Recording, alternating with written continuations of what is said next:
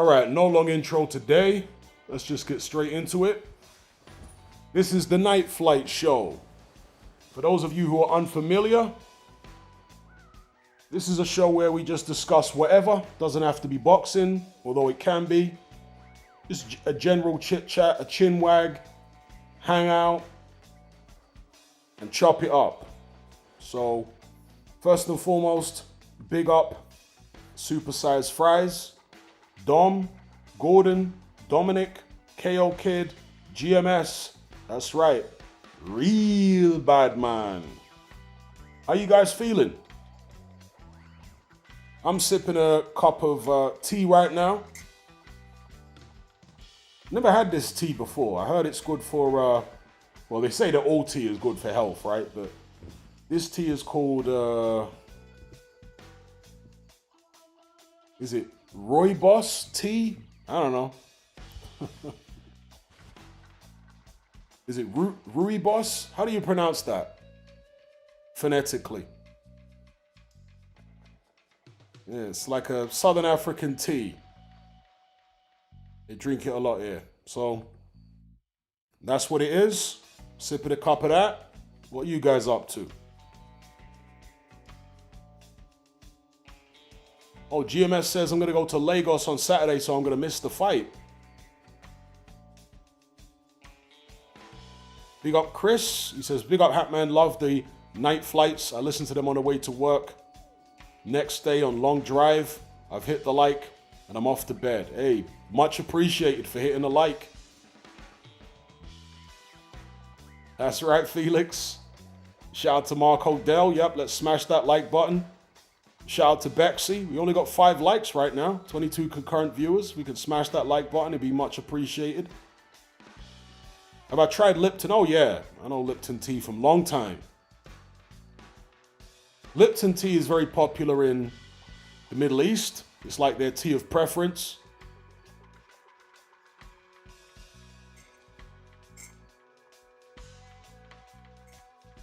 You can get Lipton tea in the UK, but you generally see Lipton in the UK as iced tea rather than the tea bags. You have to go to those Asian shops to get the tea bags, in my experience.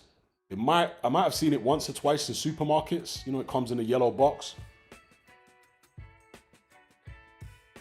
Supersized Fries says, trying to stay warm. It's very cold tonight. Sorry to hear that. KO Kid says, I missed the last live when people were naming their favorite boxing nicknames. I wanted to drop in my favorite from a female fighter. Natasha doesn't like boys. Oh my God. Oh my God. That's a feminist nickname if ever I heard one. Shout out to Liam Goff. Big up, big up. Oh wow. Bexy says there was a BBC report the other day saying boyfriends and girlfriends are a dying trend. Sad times. Sad times indeed. That's one of the reasons I had to leave the West, is because of the deterioration in the male-female relations, particularly with younger generations, you know, and certainly in the cities. The way people have spoken and in comments and whatnot, the feedback I've gotten with some of the uploads I've done on Patreon over the years, outside of the major cities in the West, things don't seem to be as bad. But you do have to factor in, it also depends on community. So if you're in a religious community, things aren't going to be as bad as if you're in a non-religious community. And, you know, it also goes for ethnic groups or racial groups. In my experience in the black community in the UK, male-female relations are diabolically bad. I'm just going to keep it real. Diabolically bad.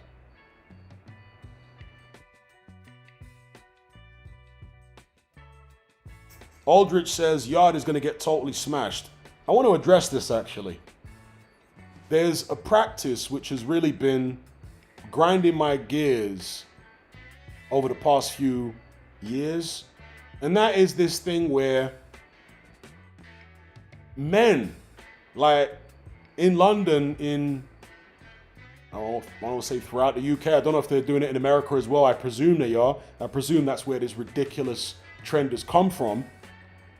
But there's guys in the UK walking around in the street in places like London with bonnets on their head. Wearing bonnets. All right? And Anthony Yard, in an interview he did the other day, was also wearing a bonnet. Seriously, I can't chat to no man, and I can't take no man seriously wearing a bonnet. I don't care how bad he is or how bad he thinks he is. I'm not chatting to no guy wearing a damn bonnet. Seriously, and Anthony Yard was wearing a bonnet in an interview the other day. I'm sorry to say, I hope he gets smashed to pieces now. Seriously, I can't support that kind of behavior. Man out here wearing bonnets. Unbelievable.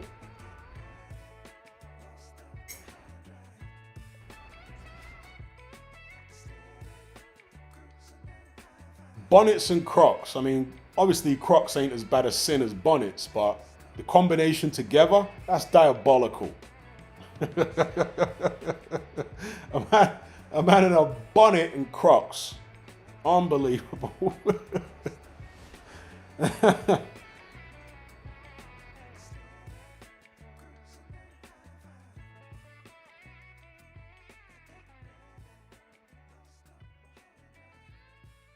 Yeah, kittens in the camp. Never mind lions in the camp. Kayvon Green says, it makes sense to me. Look, women never wanted men under the top 20%. They paired with them because they had to. Women would much rather share a top guy. Yeah, that's always been the case. But is that a healthy thing for society? We'll talk more about that in a moment. Big up the Sweet Maths for the super chat. He says, what's up with those people that don't speak to you all year, then pop up on your birthday wishing you a happy birthday? I hate that. And that's one of the reasons that I don't like telling people my birthday. Like new people I meet, I don't tell them my birthday. And particularly for, I mean, you know, guys don't care, but women who you're involved with, for some reason, get really annoyed when you won't tell them your birthday. I'll tell them my age, I just won't tell them my birthday. Because I don't want any individual in future popping up out of nowhere when he didn't chat to me the whole year talking about, oh, happy birthday. No, that's fake. It's usually when people have been drinking, you know? Oh, my bad, Lucas Lewis. Let me do it right now as we speak. I've got the Element app open here on the MacBook. But big up the Sweet Maps. I always used to hate that. You know, people pop up out of nowhere, haven't spoke to you all year, happy birthday like they care. Give it a rest.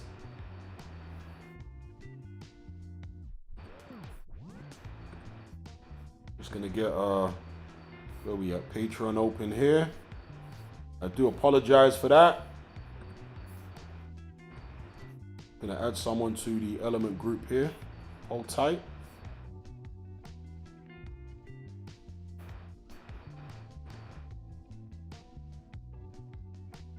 We're gonna come on to some of the dating stuff in a minute. I want to talk about leadership and whether women can make as good a leaders as men, generally or not. I'm going to talk about, and I asked this to a young lady that I'm currently seeing the other day. I said, in any country, in any society, what is more important? A man's happiness or a woman's happiness? What's more important? Male happiness or female happiness? Lucas Lewis, if you could drop your username in the live chat right now, I'll add you to the Element group, like literally right now. I've got Element app open. I've clicked the invite button. So tell me your username right now. I'll literally copy and paste it and add you right now.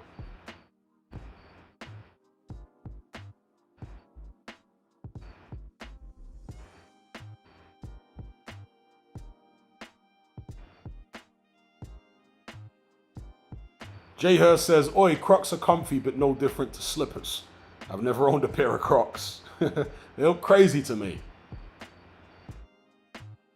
Mark Odell says, this is all deliberate social engineering. I agree. James Wood, big up. Man like James Wood in the place, he says, if Paris posts a photo of a birth certificate saying he's called Tyson Fury, how you think it's going to be to stop calling him Luke Partridge? It seems to roll off the tongue so easily now.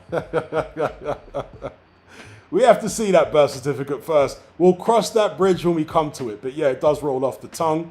There are more and more people calling him Luke Partridge. And I hope, as other people have said in previous streams, that a future opponent addresses him as Luke Partridge. There have been past opponents that have called him Luke, but no one's married the Luke with Partridge.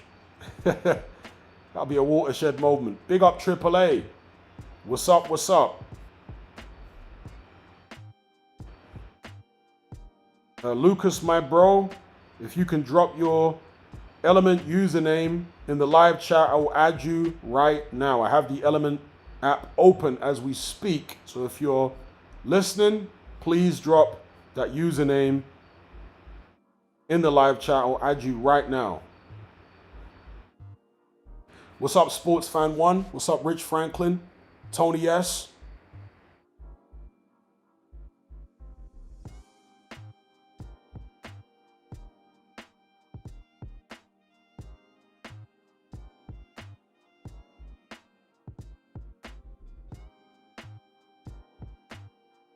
So regarding male and female happiness, this is what I told the young lady, I think it was yesterday when I was with her. I asked her, what is more important in society, to keep men happy or to keep women happy? And the answer, of course, is to keep men happy. Why? Because men are the ones who build society, literally, the buildings, the roads, and maintain everything. Men are the ones who defend the country, who fight in wars. Men are the ones who come up with the most advancements in technology and science, so on and so forth. Men literally create and run society. Therefore, their happiness needs to be prioritized. You need a happy workforce. If you've got an unhappy workforce, they're not going to do as good a job. And society is going to start to deteriorate. So, although it's probably always been true that the majority of women want the top 20% of men, it makes logical sense to cater to the majority of men, because the top 20% of men are not enough to run the whole of society. You actually need manual labor, so on and so forth.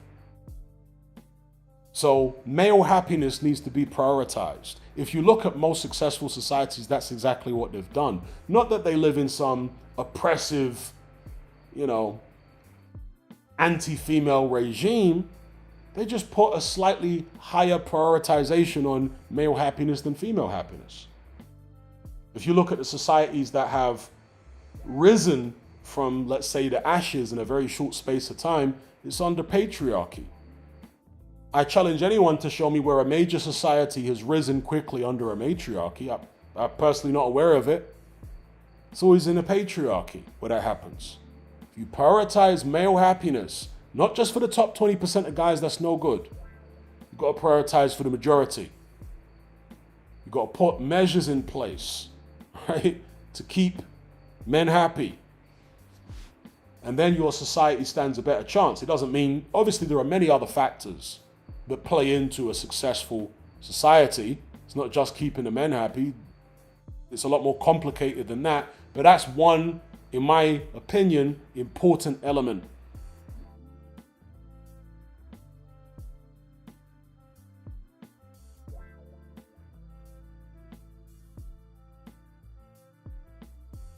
Oh wow, James Wood says, don't know if you remember, a friend of mine fought Florian Marku. I sponsored him for the fight and my mate got ironed out.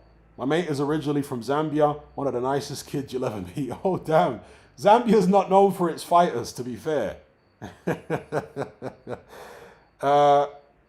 Zambian people are, I don't know, relatively quiet. They're laid back people.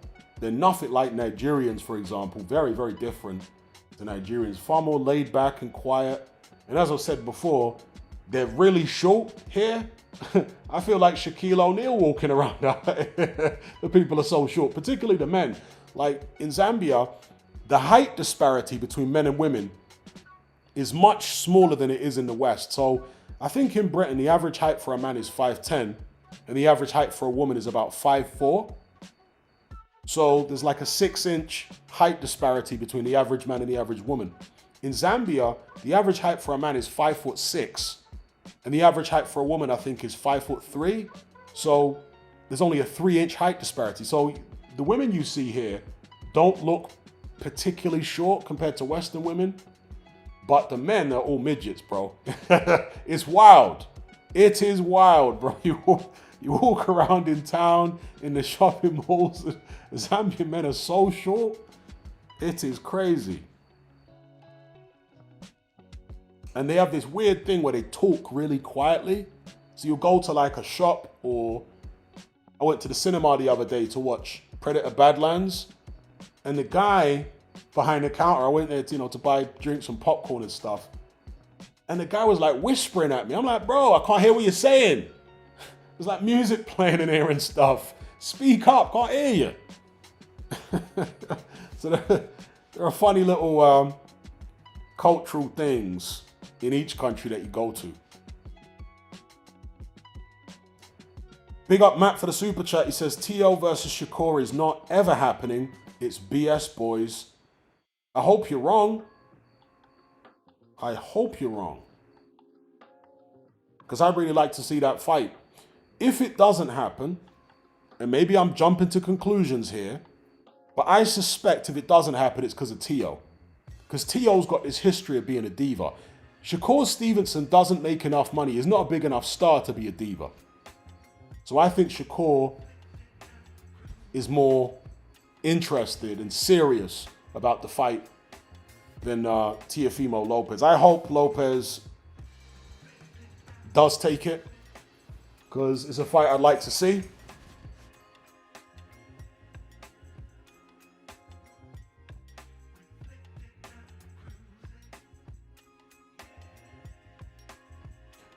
Silver the reviewer says, women are not as efficient at physical tasks as men are, but they are capable of doing the same cognitive abilities. Rich Franklin. That's not actually true. I saw a mainstream study, which was published in the mainstream media, right? A scientific study, which, and this might seem fairly unimportant, but it was studying the brain patterns, the electrical patterns in male and female brains with regards to map reading, okay, and other similar tasks to that. Because there's always been like a trope that, women can't read maps and so on and so forth. The way the male brain is wired, it is literally better cognitively at certain things than the female brain. Now that doesn't count for all male and all females. It's a generalization. But generally, the male brain is wired better for certain tasks than the female brain is. And there's been, as I say, studies, scientific studies, peer-reviewed, all that, published in the mainstream media even in years gone by. They probably wouldn't publish something like that now, but this might have been published, 15 years ago, something like that. I remember seeing it in the mainstream papers at the time. So, no, men are better generally at certain types of work, certain types of modes of thinking, certain cognitive tasks and so on than women. And women are better than men at certain things as well, generally speaking. So, men and women have their own strengths in that regard. Big up Matt for the super chat. He says, think about it rationally though. How can you see T.O. taking a risk like this now? He knows this style is terrible for him. Can't see it. I hear you, Matt. And I'm wishful thinking over here. I totally hear what you're saying. Teofimo Lopez is going to want a king's ransom to fight Shakur Stevenson. And after that horrible show in Times Square, Teo has gone on to say some disparaging things about Turki Al-Sheikh. Plus, Turki Al-Sheikh has kind of tightened the purse strings a little bit. So the chances of Teo getting the kind of money he would want to fight a Shakur Stevenson are probably pretty slim now. So it's a matter of, does Teo have any better options than the money they're offering him to fight Shakur on the table right now? Does he have any better options, or options that come close to paying him whatever money they're trying to put on the table? I'm not sure. But like I say, Matt, I'm wishful thinking. I'm trying to stay positive and hope that fight does happen. But I totally hear what you're saying. The place says, yes, Zambian men are short. Same thing with Malawian men too. Average height is 5'9", 5'10". 5'9", 5'10" is about the average height of a British person or an American. That's not particularly short. That's kind of on the taller side, actually, globally, as an average. Zambian men, if you look it up, the average height is 5'6". That's very short. Very short indeed, but big up place. Big up Matt, he says, on the flip side, Teo might have to take it. That's what I'm hoping. I'm hoping there's no better alternative for him. So he's basically boxed into a corner and has to take the fight. I was hearing they were looking to make it on Netflix. That'd be a win for boxing if they could make the fight and put it on Netflix too. But in more recent rumor mill reports, I mean, it may not be on Netflix if it takes place at all, but rather on DAZN. That'll be a disappointment. GMS Nightmare says, yeah, every chick I've met struggles with Google Maps. Well, if you think about, I mean, I'll just use myself as an example. Big up James Wood for the super chat. He says, peace out, Hatman.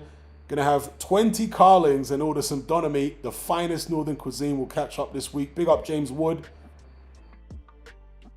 The Alexander Usyk kitchen fitters. Anyone in the Sheffield area, holler at my man James Wood. If you need a kitchen fitted. That's an OG from a long time. But yeah, I'll use myself as an example. Women generally aren't as interested in certain things as men are. So from a young age, when I was a little kid, yeah, when I was literally, I don't know, 4 or 5 years old, I was very interested in maps. My parents had, you know those, showing my age here, but back in the days, we used to have big like atlas books. I remember my parents had an atlas, and it was a massive book, like bigger than an A4 sheet. This was like an A2 or something, or A3 sheet. It was massive. And it was a big, heavy, like hardback book. And it was a world atlas, yeah? And I was absolutely fascinated by maps from when I was a little kid.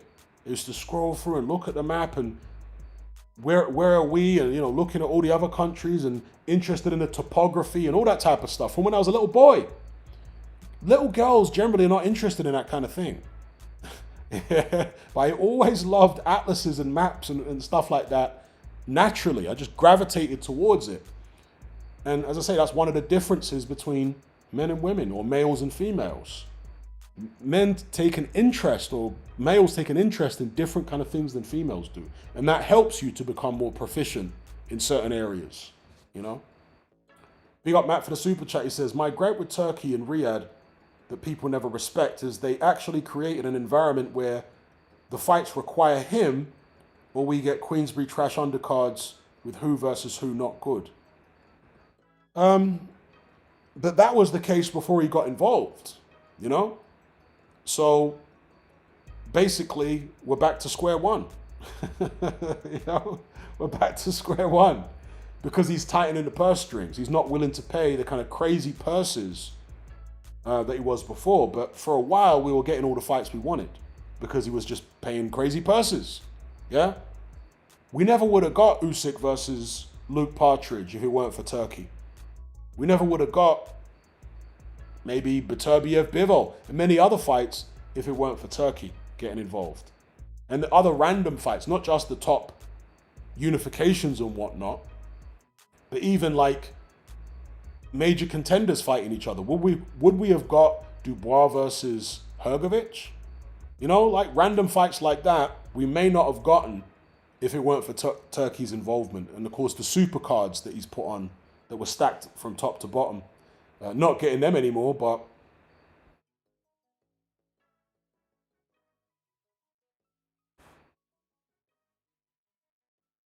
big up Matt for the super chat. Big up Ben Odom for the super chat. Much appreciated, sir. No comment on that one, so if you want to ask a question, I'll definitely get to it. Excuse me, Supersized Fries, I missed this super chat. He says, what made you choose Zambia as a place to live?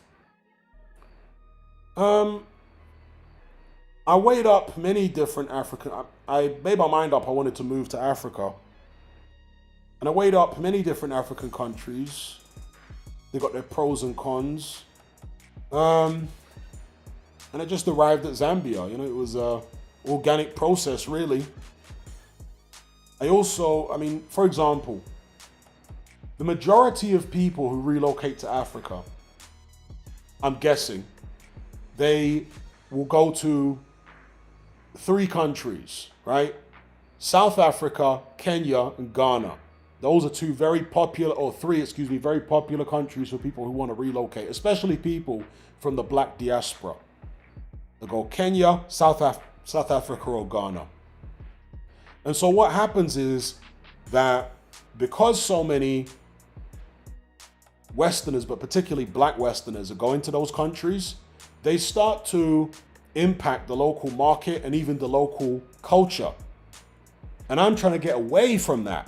Do you know what I mean? So I wanted to move to a more obscure country that doesn't have so much of the diaspora influence in it. Also,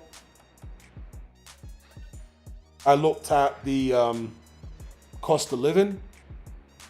I looked at the political situation. I looked at the cultural values and whatnot. I weighed all these things up, and I was talking to people online as well. And I found that Zambians are very friendly. Yeah, Zambian women. That's who I've been interacting with, obviously. But I found Zambian women to be very, very friendly. More friendly than women from most other African countries. Just very, very friendly, polite. Most of them. There are some bad eggs here and there. But the majority of them are very, very friendly, very polite. They will naturally defer to you as a man, which is endearing. And yeah, I just weighed all the options up and thought, I'll give Zambia a go. It has its challenges, right? There's a power issue in the country with load shedding and all that. Visas are not as straightforward here. If you're a remote worker, a digital nomad, as they are in somewhere like Kenya. Kenya actually has a dedicated digital nomad visa, which makes things a lot easier. Here it's a bit more technical. But yeah, that's those are the reasons anyway that I decided to come to Zambia.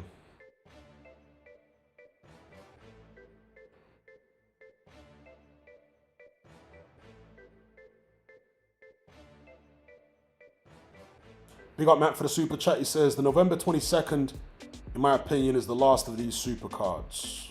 Again, you could very well be right, but I hope you're wrong. Ali says, Hatman, what's your thoughts on Pan-Africanism? I always found it corny, impractical. It's idealistic and probably unrealistic. Yeah. Pan-Africanism. Pan-Africanism, I don't want to say it was created in the West, because it may have existed in some form or another hundreds of years ago, but its modern version, Pan-Africanism, is a Western neoliberal creation. Yeah, it really comes out of left-wing neoliberal politics. That's what Pan-Africanism in its modern incarnation comes from.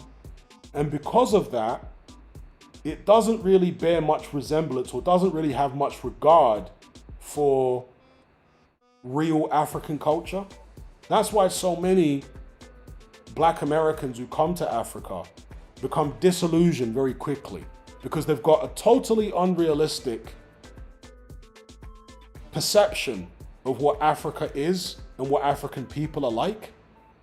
You know, their perception of what Africa is comes from like romanticized Afrocentric movies and music and all that kind of stuff, which is created in America. It bears very little relation to what African culture and African people are actually like in real life on the ground in the continent. Very, very different. Yeah. So, yeah, Pan-Africanism is obviously very idealistic and unrealistic in a lot of the ideology that they cling to. Going back to the male-female dynamic, one of the things that Pan-Africanism, particularly, you know, Afrocentric community in the United States and much of Europe, it has this very heavy matriarchal aspect to it. And that, my friends, is just not compatible with real African culture. It's not compatible with it. It's a total misrepresentation of African culture. This idea that African culture is innately matriarchal is nonsense. There might have been certain small pockets and certain small tribes that were matriarchal, but for the most part, Africa's always been heavily patriarchal. I mean, one of the young ladies I'm seeing at the moment was telling me about the practices in her tribe, like cultural practices, things that women are supposed to do and men are supposed to do when they get married, right? And this stuff long predates colonialism. It was here way before Europeans arrived or Arabs or anything like that. They're practicing some quite weird stuff in terms of like patriarchal practices. At wedding ceremonies, in many African tribes, not just in Southern Africa, even in West Africa, the woman is supposed to prostrate herself. She gets on, literally, on her, not even on her feet, on her belly, at the man's feet, as part of the wedding ceremony, all right, to show her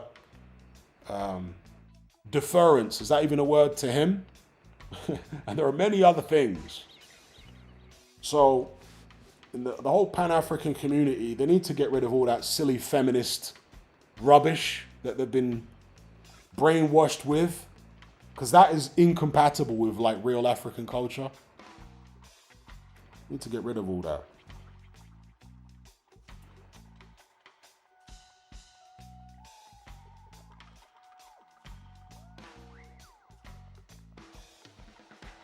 Star Fox says, where is the damn score? Yeah, he's talking about Dr. Umar. Dear oh dear. Dr. Umar. Dr. Umar is only good for one thing, and that's a laugh. Yeah? Dr. Umar is good for a laugh, and that's literally it. His clips on Instagram and whatnot are hilarious. Unintentionally, I think, but yeah, hilarious.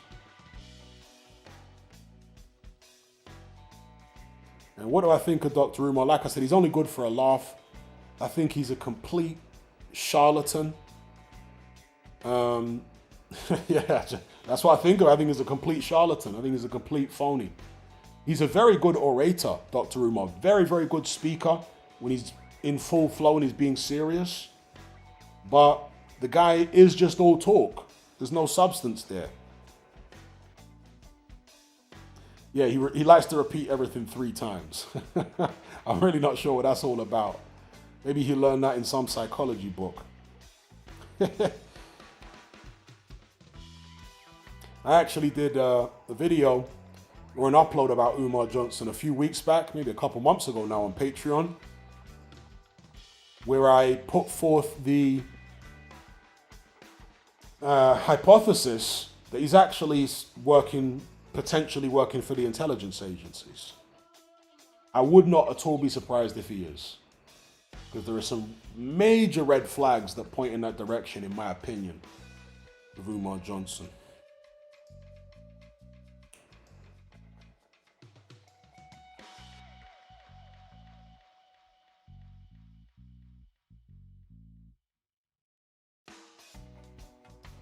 Mark Hatch says, Hatman, did you watch the Piers Morgan Ronaldo interview? Messi's name is like Voldemort to Ronaldo. No, I didn't. Amali says, Hatman, do you prefer Xbox or PlayStation? Definitely PlayStation. Reason being, PlayStation's always had the better exclusives. But saying that, there's a game which I'm going to try and play, which used to be an Xbox exclusive or a Microsoft exclusive. Alan Wake. So I got Alan Wake 1 and Alan Wake 2. I saw the reviews for Alan Wake 2 and people were calling it Alan Woke. There was some like big criticism of it because it was like super woke, and it is. I can see right away there's, you know, a heavy woke influence on that game. But nevertheless, the opening parts of the game seem somewhat interesting. Have I played The Last of Us? Yes, I played the first Last of Us game. I refused to play the second Last of Us game because it was just too woke for me. Too woke for me. Couldn't do it. Could not do it, bro. I boycotted The Last of Us 2 because of the wokeness. Couldn't do it. Silver the reviewer says, this generation of consoles has been so disappointing, man. I agree. I think it's been the weakest generation for consoles so far. For me, my favorite generation was definitely the PS3 and 360 generation, whichever number that was.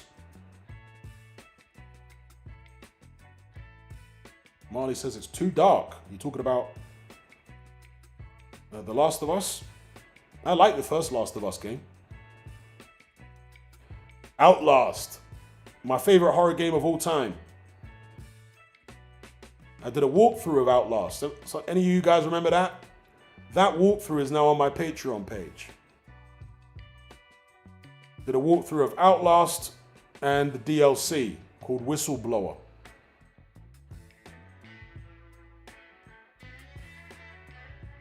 Big up Charles B in the chat. Good to have you on board, sir.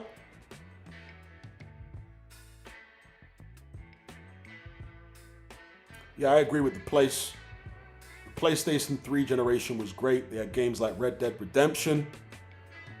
GTA 5 came out on PlayStation 3 generation. That's how long they've been milking that game for.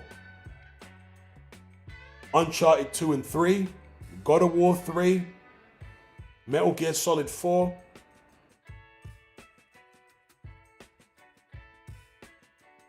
Black Ops 1. Modern Warfare 2.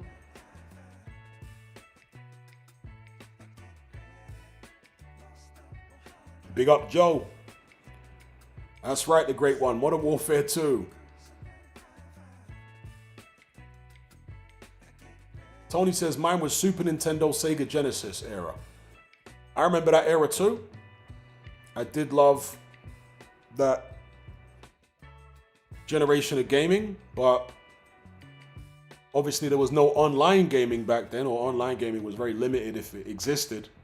Certainly there wasn't any online gaming on Genesis and Super Nintendo. That was the era of couch co-op, really, right?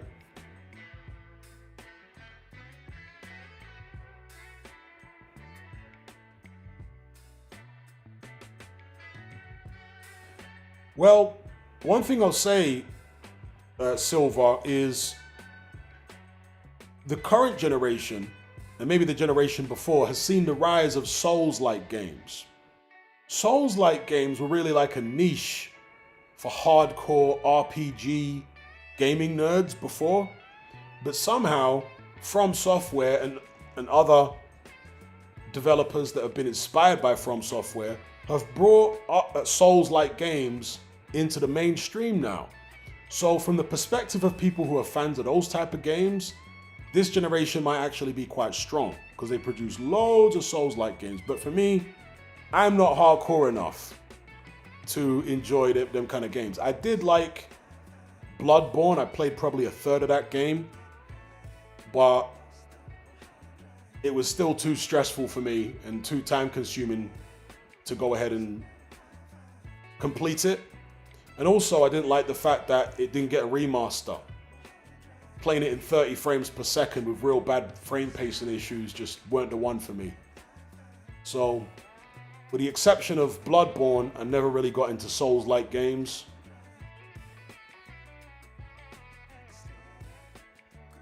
Yeah, Elden Ring has done fantastically well commercially.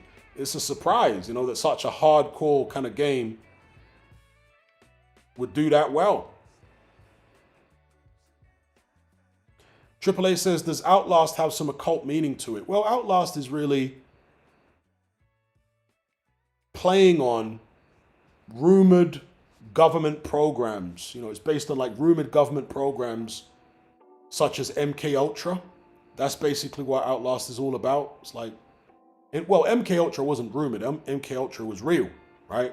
But there are other like rumored related government programs that Outlast took inspiration from, as well as MK Ultra. Things like, what was it called now? The Montauk Project. And in fact, Stranger Things was originally based on Montauk. We're talking about New York State, right? Montauk.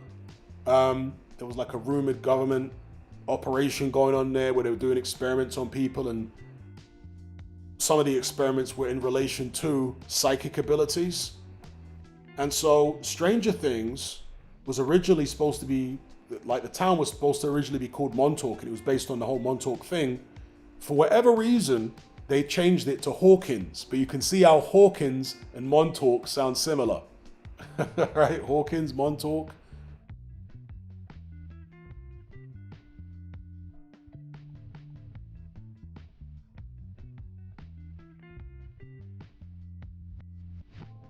Charles B says, shout out to Quadruple A. He says, you've seen Don Charles' interview about Stan Dubois. Yes, I have.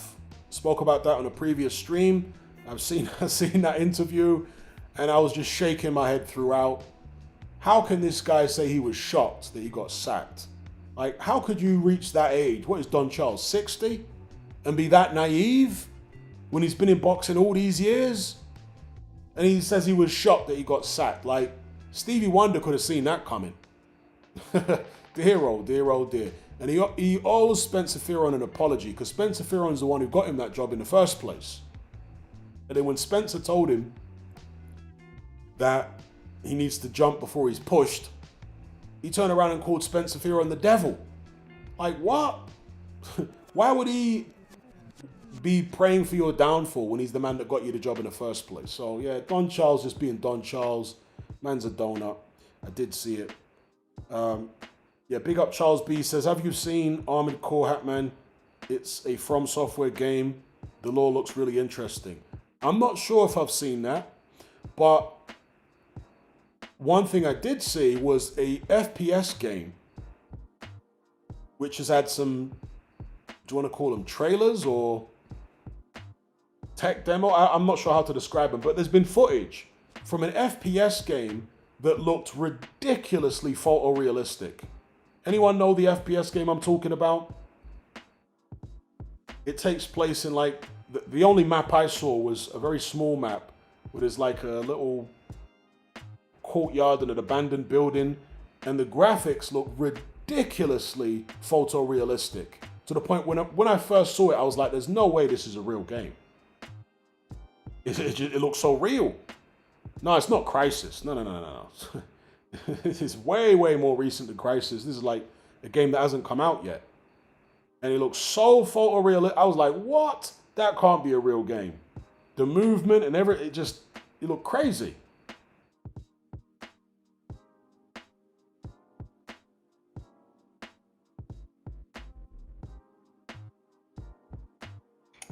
Anyone know the name of the game I'm referring to?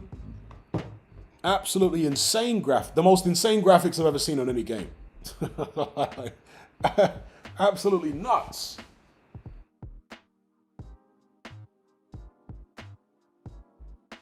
There you go, Don Charles the salty donut. Last time we talked about Don Charles, yeah, I called him a salty donut filled with tuna fish. I can't remember how he got onto that, but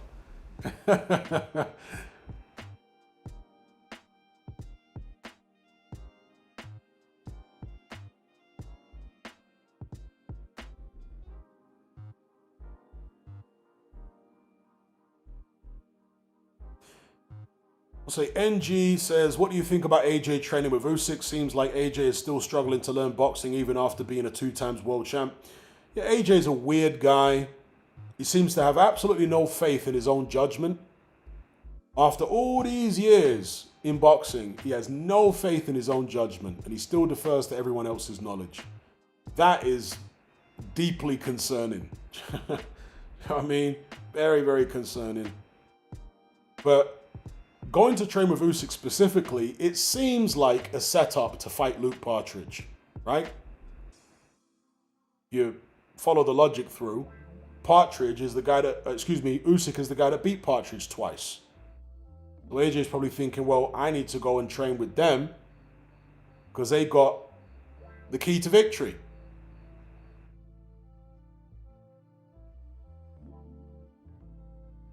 Thank you, Copezilla. That is the game. It's called Unrecord. That is correct. Yes. Unrecord. Anyone who ain't seen that game, look it up on YouTube. Unrecord. I'm telling you, the graphics are so realistic. I literally thought it was some type of AI or fake video or something. I was like, no, there's no way this is a real game. Because my friend sent me a link to the original footage. And I was like, nah, there's no way this is a real game. This has got to be some like fan-made stuff, and there's no way this is real. But turns out it is real. It's called Unrecord. Graphics, crazy. Nuts. What kind of machine is it going to take to actually run that game? With the graphics that they showed. Mental.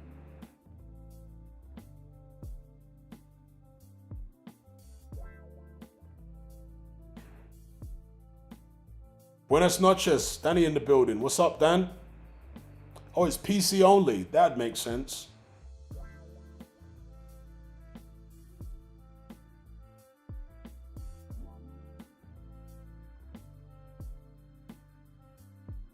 I mean, you summed it up perfectly there, NG. You say it's worrying that AJ doesn't have a champion mentality and sees himself as a novice boxer. Yeah, it's weird, isn't it? All these years, decades now, involved in boxing at the highest levels, amateur and pro, and AJ still acts like he's a novice. Very, very strange. He's a strange guy.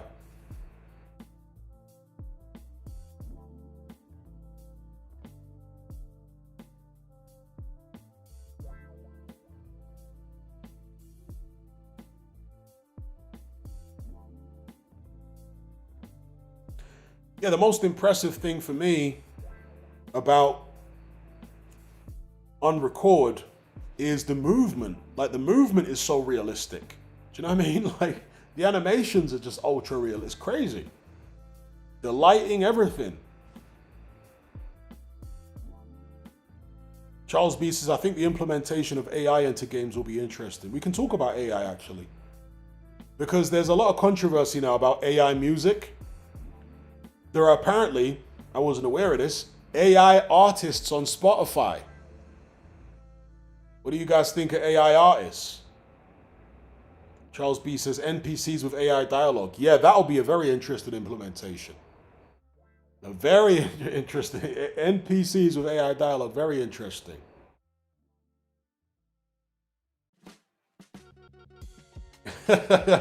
Eustace says, Hatman, Luke Partridge, that name just diffuses him.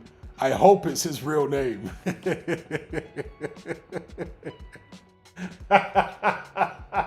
It really does diffuse him. Danny says, as timid, as chinny, and predictable a fighter as AJ is, he was very successful under McCracken. People act like AJ's career was a failure, but he lives up to what was expected and then some. Yeah, I think AJ is slightly underrated these days. I spoke in maybe a previous video or a previous stream about how the way AJ is perceived is largely down to him and Eddie Hearn losing the propaganda war to Luke Partridge, Frank Warren, Al Heyman, Deontay Wilder.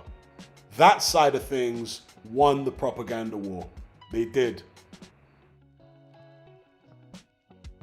When you look at resumes in the cold light of day, AJ's resume is comparable to Wilder's and Fury's resume. It's not like a million miles off theirs. You could argue Fury's is better. You could argue AJ's is better. He's in the same ballpark as those guys, resume-wise, but that's not the way a lot of the public see it now. So you have to say that Heyman, Warren, Arum, and their fighters outnumbered AJ and Hearn, and they done him in terms of propaganda. They done him in.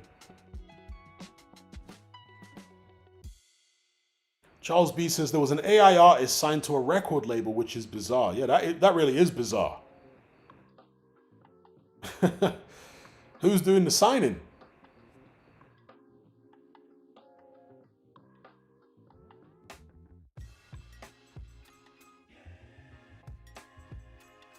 Somebody asked what I think about Larry Merchant. I liked Larry Merchant as an analyst. Really liked him. I know he's not the nicest guy in the world and insensitive towards fighters and all that kind of thing. I get that. But in a professional capacity, I always liked Larry Merchant. Obviously, towards the end of his tenure on HBO, he was in cognitive decline because he's very old, right? But in his heyday, in the 90s, especially in the early 2000s, I thought Merchant was great as an analyst and a commentator.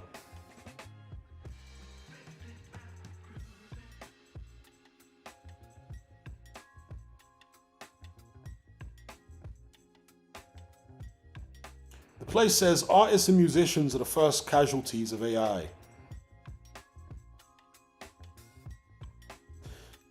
We were having this discussion on a previous stream, and my thing is, I don't think AI will ever be able to replace maverick artists. It can only emulate what already exists. It can't really push the envelope, in my opinion, anyway.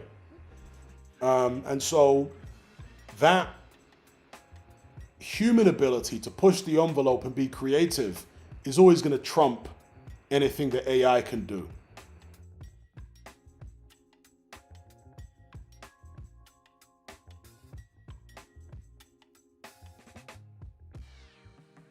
But in terms of like generic pop songs and whatnot, oh yeah, AI can replace that right now.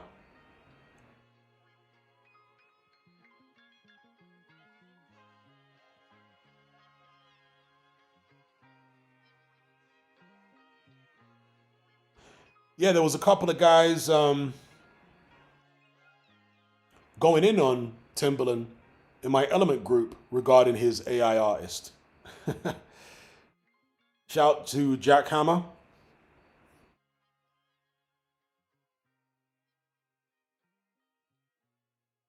Let me see if I can find my guy in the Element group who asked me to add him to the, on Patreon, asked me to add him to the Element group again, because he did ask me on the last stream, and okay, here we go. Let me add him. Because I asked him on the live stream, and let's add him here.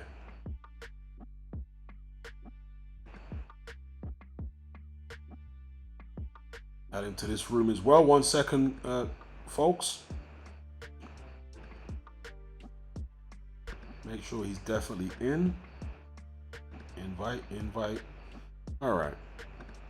Task complete. Danny says, in yesterday's stream, I wrongly called Itama Enrique. His actual name is Enrico. Well, close enough. Close enough.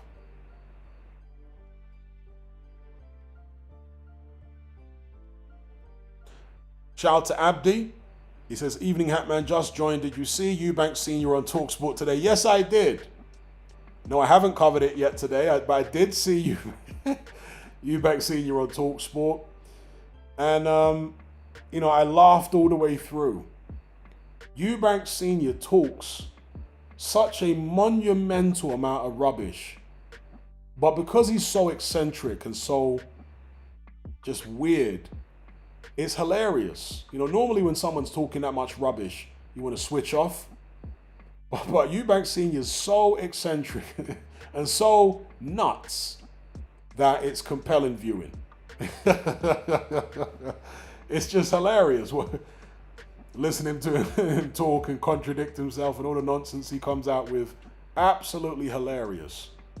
Yeah, he denied being paid, but he admitted that he was offered payment.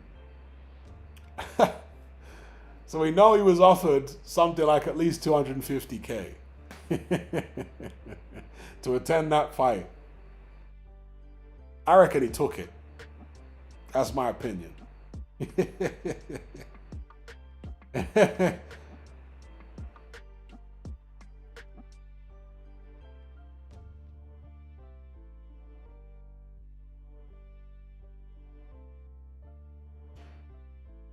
Gregor Scott says Eubank Sr. is still talking rubbish, but I thought he was looking healthier.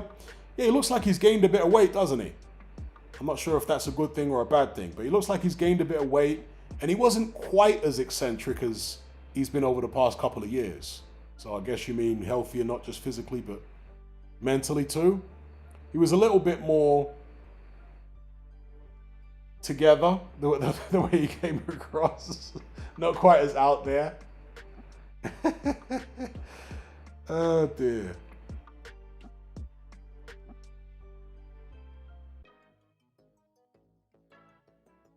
Yeah, he did that 5-minute poem, yeah. He likes doing that.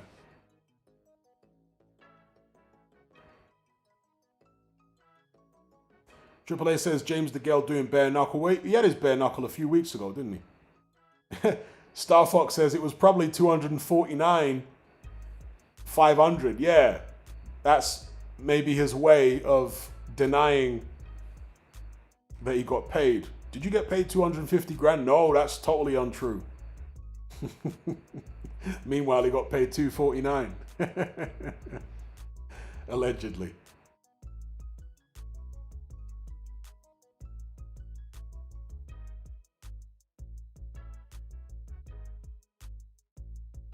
Tony says, I read recently that Dudley from Street Fighter 3 was inspired by Chris Eubank Sr. Yeah, I knew about that. Yeah, that's correct. Big up Supersized Fries. He says, why didn't Roy fight the UK greats? Well, there was an opportunity for him to fight Nigel Benn, but Don King wanted to lock him in because Don King promoted Nigel Benn in the States. And Don King wanted to lock Roy Jones into like a multi-fight deal if he agreed to fight Nigel Benn. And Roy Jones said, no, I'm not doing that. I'm not being signed to Don King for like 4 or 5 fights. We're not doing that. And so that's why the Nigel Benn fight didn't happen. The Eubank Sr. fight with Roy Jones, I don't know whether Eubank Sr. was ever interested in it. To be honest, I don't think he ever really pursued that as far as I'm aware. Nigel Benn did, but with Eubank Sr., I don't think he was ever interested in fighting Roy Jones.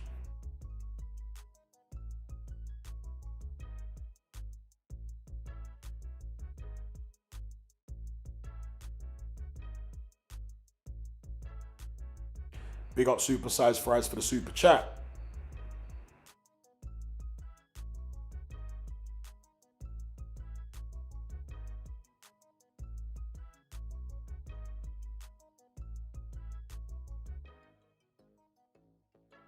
O'Neill says, Tate versus Jake Paul. I think Jake Paul knocked Andrew Tate out. I mean, Andrew Tate comes from a kickboxing background. His boxing skills look horrible to me, bro. I mean, they look horrible. I've seen him hit pads loads of times, seen him spar, and his boxing just looks horrible. Chin all up in the air, punch technique awful. Nah, bro. I think Jake will chin Andrew Tate. Big up GMS Nightmare, he says, Sam Scaff versus John Fury and Abdi Fox versus Delicious Ori.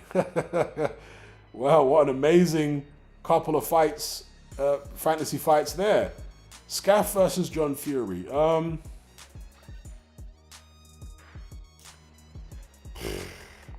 going to go with Scaff to beat John Fury. Maybe on points. Abdi Fox versus Delicious Ori. I'll probably go with Delicious Ori just. But both fights, I reckon, will be absolute stinkers. Yeah, Andrew Tate is fighting Chase Demore. Chase Demore is absolutely useless, so Tate might actually have a chance of winning that. Tony S says, Ade was asked who he thinks are the next best up-and-coming talent, barring Itama. He mentioned Hassan Ishak, Hamza Shiraz's cousin. Have you seen him fight Hatman? I haven't. I don't think I have anyway. He's not really... Is he like a bantamweight or something? I don't think I've seen him. Let's just put it that way.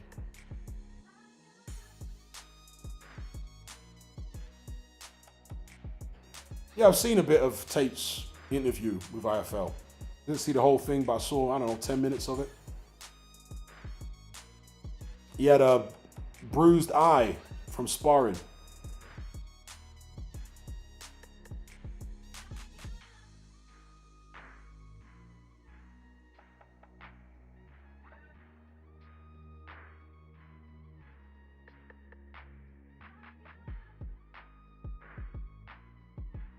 All right, 1 sec, peeps. I'll be back in a minute or so.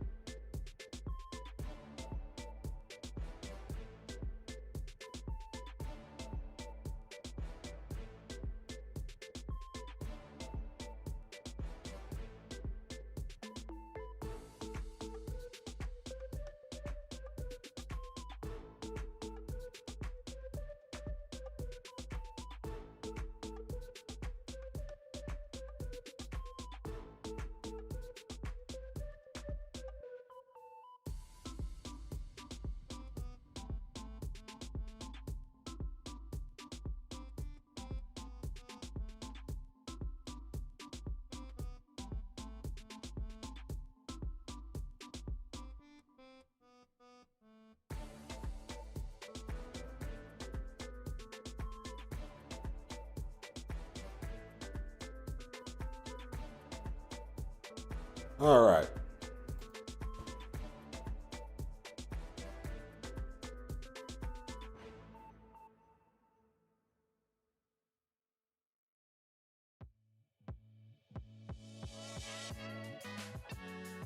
Danny says, Coogan delivered one of his best interviews in years with Tate, but a lot of the stuff went over Coogan's head.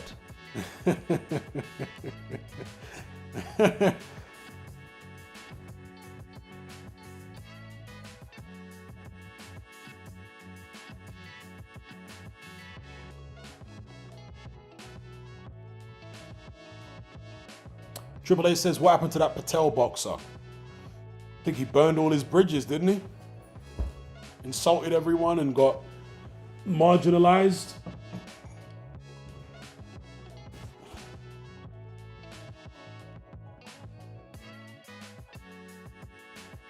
But his interview with Coogan, you know, the the one where he basically insulted Coogan from start to finish, that was a classic.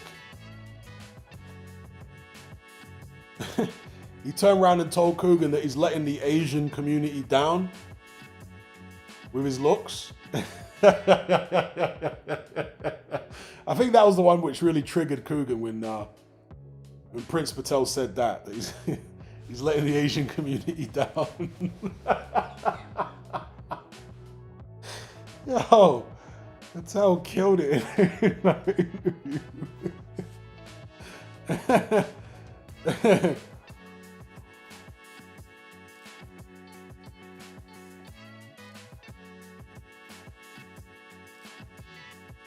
Gav says, Hatman, who's your favorite hip hop artist from the 90s? I was a big Wu-Tang fan in the 90s. I like Wu-Tang, Mobb Deep, Big Pun. I liked a lot of the underground artists that came through in the late 90s. I like J. Rue the Damager. Early 90s, there was, late 80s, early 90s, there was Slick Rick. KRS-One. Tribe Called Quest, De La Soul, Ice Cube. I liked his early stuff. Dead Prez. Thought their first album was a banger. Let's Get Free. Killer Priest, yep, I was a big fan of Killer Priest. He was a Wu-Tang affiliate, associate. Yeah, big fan of Killer Priest. His first album, Heavy Mental. Big up Fight News, ATL in the house. What's up, what's up? How about you, Gav? What are some of your favorite hip-hop artists from the 90s?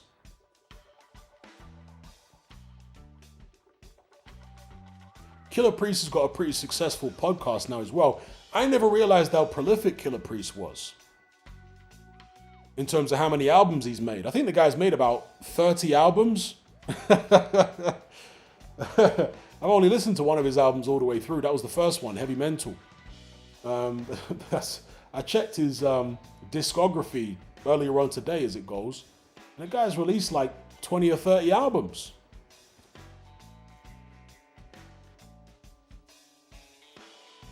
Code says, classic, have you heard his latest materials? I've heard and watched the odd song video and whatnot here and there from Killer Priest, and some of them are, still pretty good, interesting. Because now he's got like animated videos to go with his rhymes, which are always very eclectic and eccentric and out there, which is the kind of stuff I like. Dominic K says, did you listen to anyone from down south those times? Not really, other than like Outkast. Wasn't really into down south rappers. Maybe a little bit of Scarface.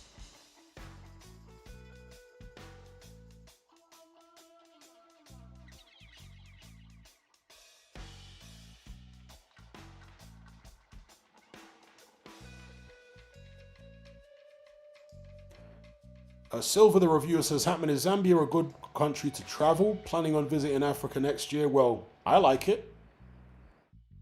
So, people are going to have their own opinions and own preferences, but personally, I like Zambia. I definitely like it. I like the food. People are cool enough.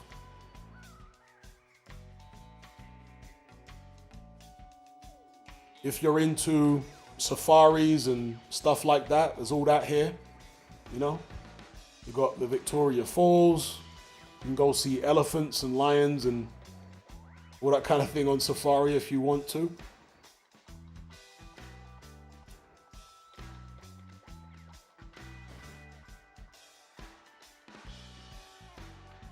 Big up 4Fox for the super chat. He says, hi Hatman. Big up and hope you're well, my man. Do you reckon Keith Starlin, yep, that's right, Keir Starlin, as I call him, is a bona fide Rainbow Team member?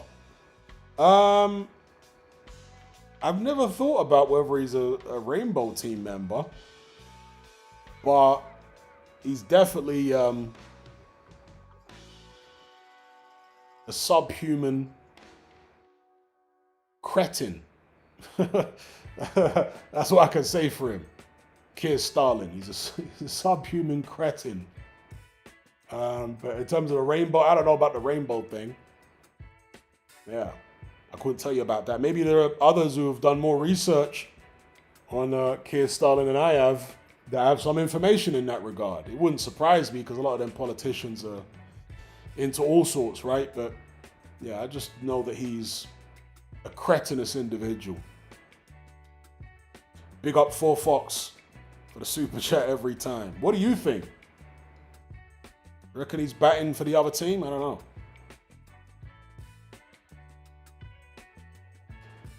NG says, did you leave the UK because of two-tier kid? No, I left the UK long before he became Prime Minister.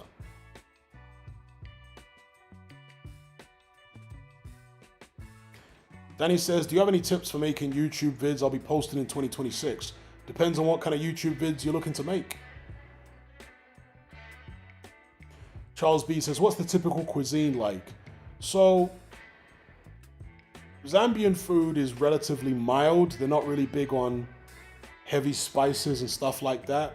But it's tasty. I mean, they eat a staple carb here, which is like made from maize, right? They grind maize down to a powder, and then they, I don't know, mix it with water and whatever, and it turns into like a mashed potato consistency substance, and they eat that with different stews, meat, so on and so forth.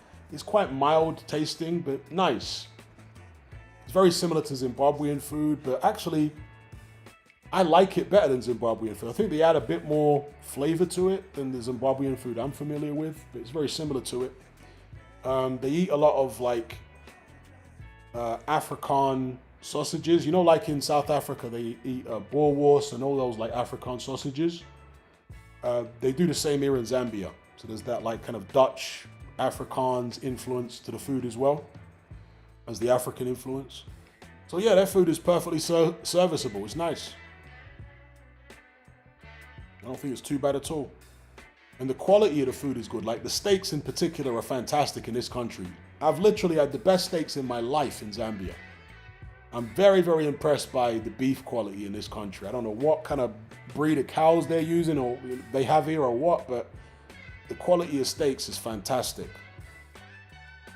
And they're cheap.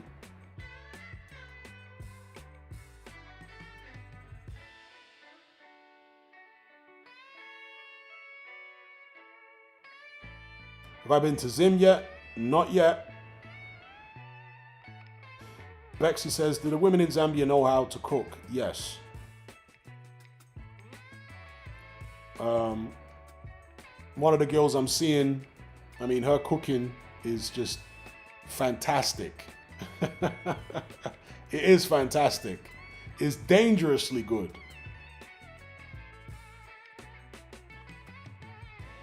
She can cook on the stove and even on the barbecue. She's been barbecuing all sorts of stuff for me lately. Her cooking is dangerously good.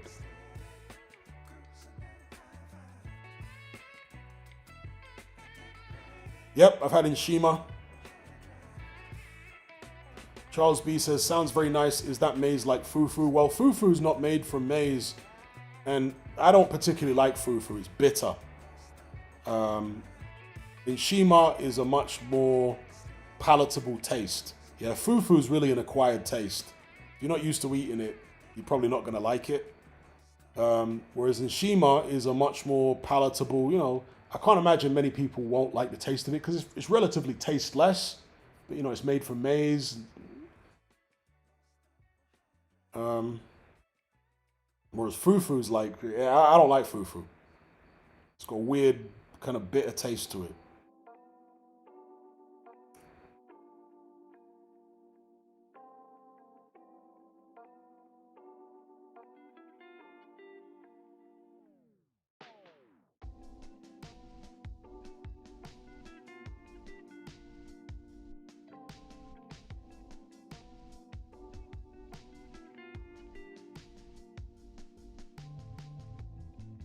Okay, Danny says he's looking to do travel content, huge market, easy to go viral.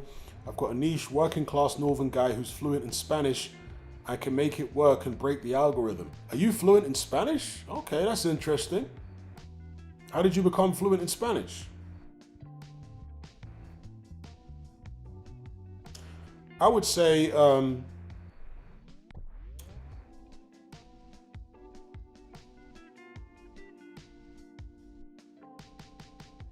maybe go to some less well-visited countries.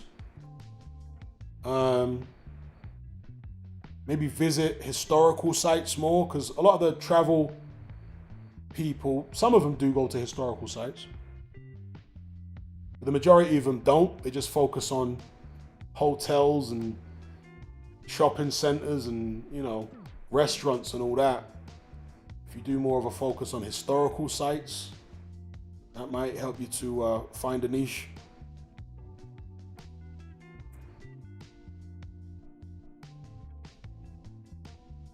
You got Coltzilla for the super chat. He says, are you meeting girls through apps or in real life? Both.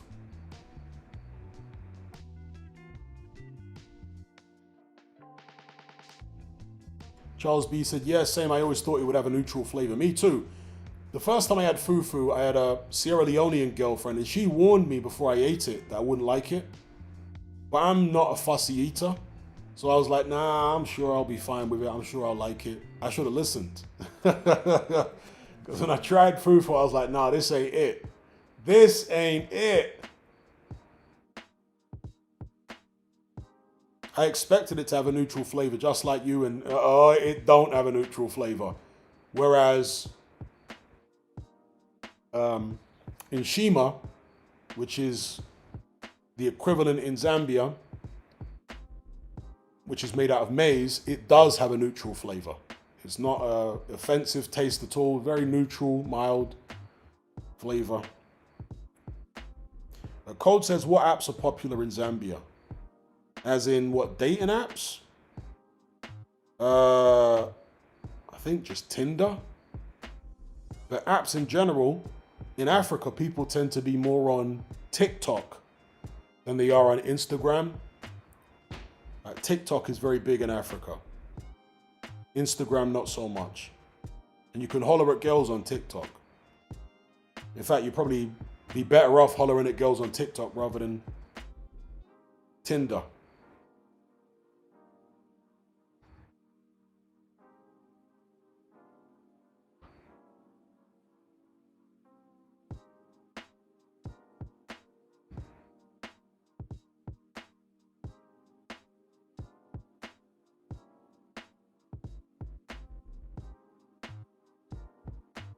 Yeah, Facebook is also big in Zambia, definitely.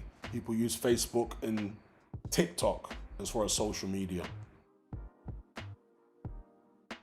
They do eat fish here, like freshwater fish, but it's not as popular. And they also eat these small fish called kapenta, which I like actually. Yeah. I've eaten it a few times. Kapenta are like these really small fish, which are dried. Or sometimes you can eat them fresh. And they cook them with tomatoes and whatever spices and whatnot. I like kapenta. Kapenta with nshima, one of my favorite dishes actually. Kapenta is nice. Colbzilla says, do they have Burger King, McDonald's, KFC, etc.? They've only got KFC. That's the only Western fast food chain that I'm aware of them having here is KFC. They don't have McDonald's or Burger King or anything like that. And it's funny how highly they rate McDonald's and over here. They're desperate to try McDonald's, people here. They see McDonald's as like the promised land or something. And I'm trying to explain to him that McDonald's is probably the worst of the major fast food chains in the West. Like Burger King's better, Five Guys. I'm trying to mention all these other places that are way better than McDonald's. But they're like, nah, McDonald's, why would McDonald's be so famous if it weren't the best? Like, McDonald's is horrible, bro. McDonald's is horrible. Big up George for the super chat. He says, how much would you have to be offered to fight on a Misfits card? I don't know, probably like $500,000. Big up George.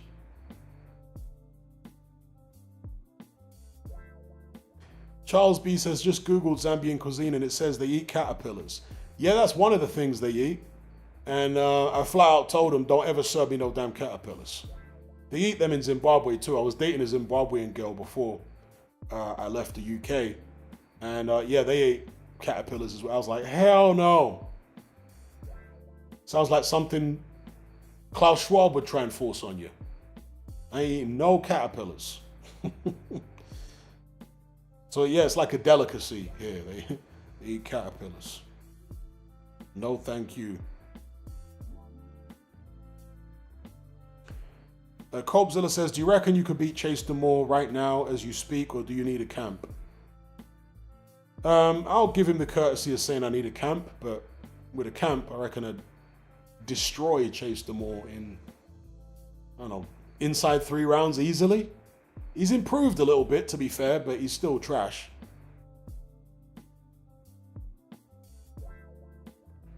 Rich Franklin says, Hatman, will you ever go to the motherland Ethiopia? In my Rastaman voice. I plan to go there, yes.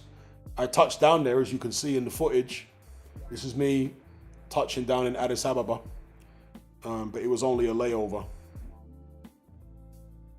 So I do plan to spend some time in Ethiopia.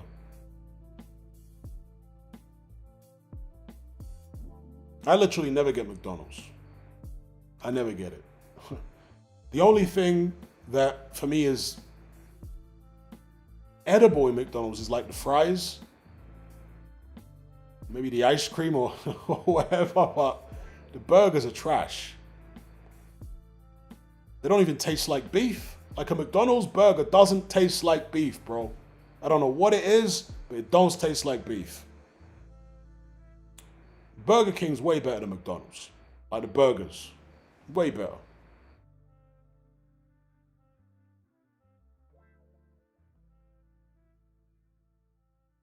Yeah, it tastes great. That's a great way to describe it. Yeah, McDonald's burgers, McDonald's beef tastes great. There are so many burger chains, you know, like which are big, famous, successful, particularly in the United States. McDonald's has got to be the worst out of all of them, out of the major ones.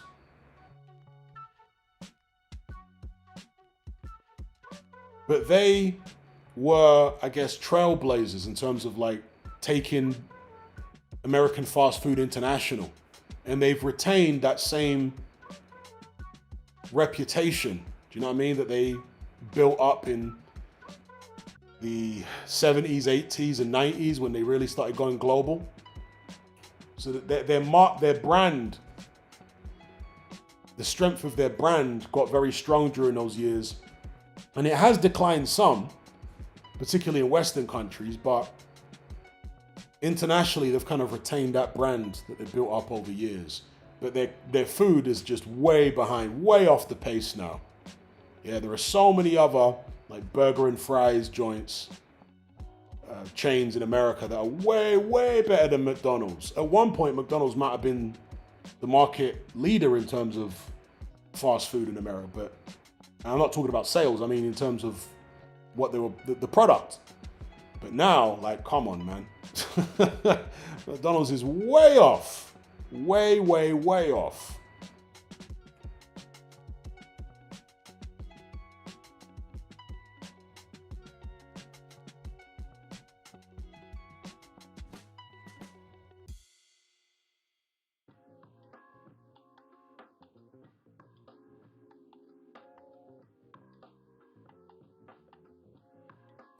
Abdi says, Five Guys are so basic yet extortionate.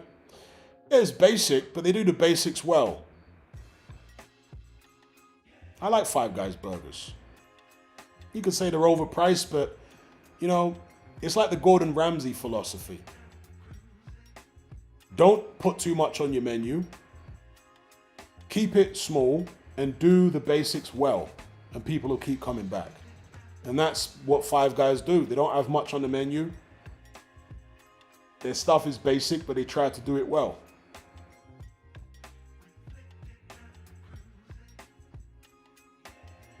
GMS says McDonald's tastes better outside the UK. I've had McDonald's outside the UK and I still don't like it.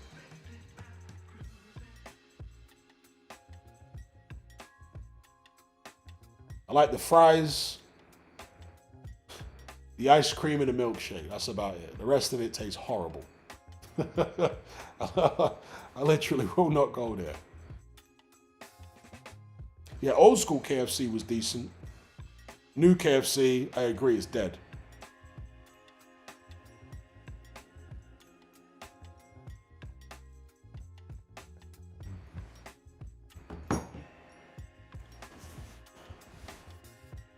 The American burger chains that I've eaten at would be McDonald's, obviously, Burger King, Fat Burger, Wendy's,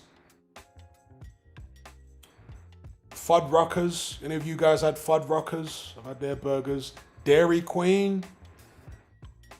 Dairy Queen, it's been years since I've been there, but they were actually doing some fire burgers in Dairy Queen. Believe it or not, you know, Dairy Queen's known obviously for their ice creams and stuff. But the burgers that I had at Dairy Queen over a decade ago now were fire. I was so surprised.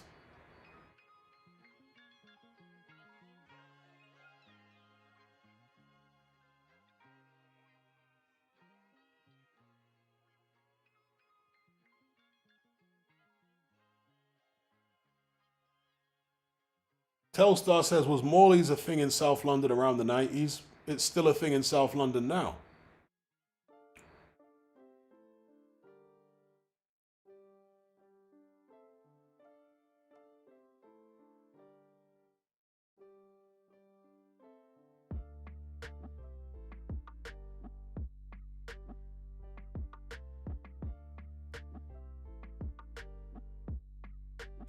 Island Grill says, I hear Zambia isn't very hot due to its elevation above sea level.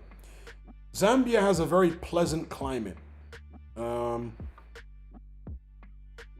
Obviously, I've only been here for a couple of months now. It's nearly 2 months. And this is the summer. Well, actually, we're now going into the rainy season. And it's been tipping it down the past few days. Actually, during this stream, there was a couple of showers. The temperature is, I want to say, high 20s. Humidity is quite low. Bear in mind, I'm coming from Costa Rica. I was in Costa Rica before here. Costa Rica is tropical. And although the temperature in Zambia is comparable to Costa Rica, we're talking about high 20s, low 30s, Costa Rica feels way hotter. One, because Costa Rica is way more humid, particularly in Guanacaste, where I was based. Humidity is way higher in Costa Rica. And the sun just feels way more intense in Costa Rica than it feels here. Like, the sun on your skin in Costa Rica feels blazing hot.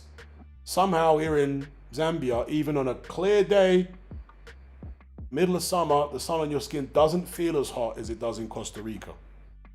I find the climate here to be very pleasant. Very, very pleasant.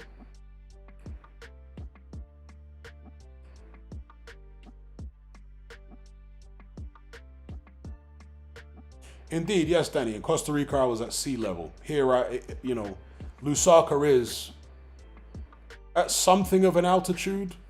It's obviously a lot higher than Guanacaste in Costa Rica.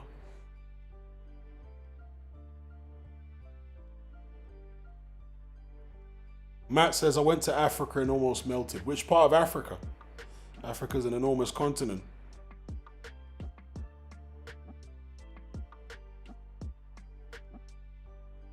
JR says, do you miss the beach, Hatman? Always.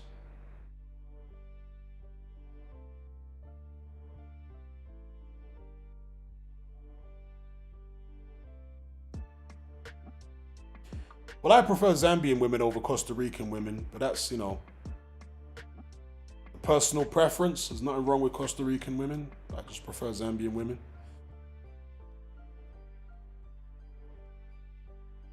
Cape Verde, okay. Yeah, Cape Verde's quite arid and hot. Never been there, but as I understand it, Matt says, I was in hospital for 2 days in Cape Verde for burns. Oh, damn. Was it that deep? Well, the hottest place I've ever been is the Middle East. I was in the Middle East for a couple years in the UAE, Dubai, Abu Dhabi, Qatar, Bahrain, and that is by far the hottest place I've ever been in my life. Qatar, Bahrain, those countries, bro, in the middle of summer, you're talking about mid-July, going into August, the heat is insane. Not only crazy high temperatures, but the humidity is crazy. Like in the coastal areas in Qatar, bro, the humidity is insane. I've never experienced humidity like that before any country I've ever been in my life. You come out the airport, and, in the Middle East, they've got like ridiculous air conditioning in all buildings. It's literally like you're in a fridge. That's how cold the air conditioning is.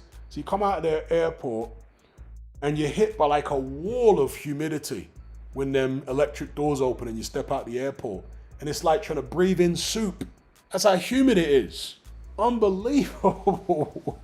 I never expected that in a desert country. You think of like humidity, you think of a tropical country. But nah, bro, in the coastal areas in like Qatar and Bahrain, the humidity is insane during the summer. Totally insane. The heat is mad. Like daytime, it can get close to 50 degrees Celsius some years. I think they've actually exceeded 50 degrees a few times. So yeah, that's by far the hottest place I've ever been. By far. Nowhere even comes close to that.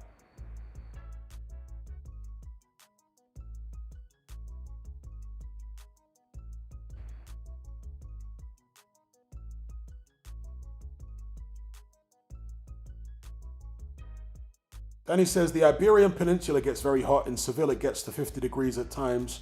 It may well do, but as I've discovered, over the years traveling, 50 degrees in one country, will not feel like 50 degrees in another country for whatever bizarre reason. Yeah. 32 degrees in Costa Rica, I can assure you, feels way hotter than 32 degrees in the UK or 32 degrees in Zambia. I don't know why that is, if it's some kind of atmospheric effect or what it is. Maybe the sun rays are, I don't know, because the actual air temperature is the same, but somehow it feels way hotter in Costa Rica. The sun feels way more intense on your skin than it does in Zambia, and certainly than it does in the UK.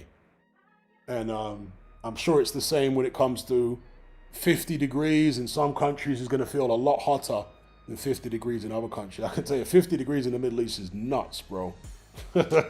It is nuts. You literally feel like you're being cooked alive. It's that hot.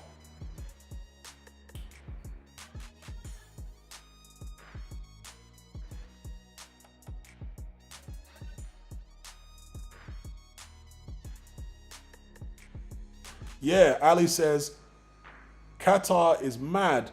How did they survive pre-air conditioning? And that was my whole thinking when I was living out there. I was like, how the hell did people survive out here without air conditioning? For like centuries and centuries. How the hell did they survive? Bro, it's mad.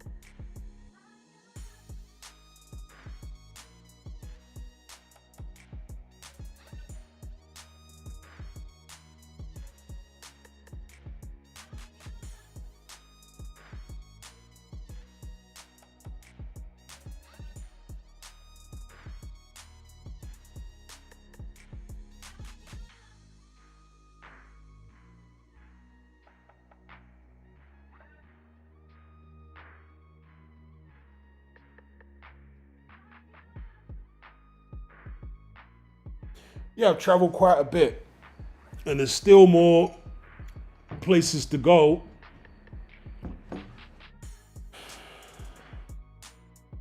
I travel all over the African continent.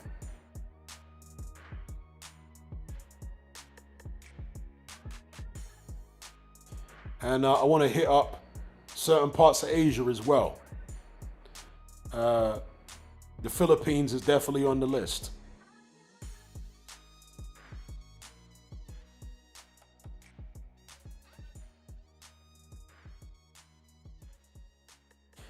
Matt says, I thought they were nice, but hippos I saw were mean, bro. Yeah, hippos are responsible for most, like, the hippos are the most aggressive animals in Africa in terms of fatalities. They're very, very aggressive, particularly towards humans.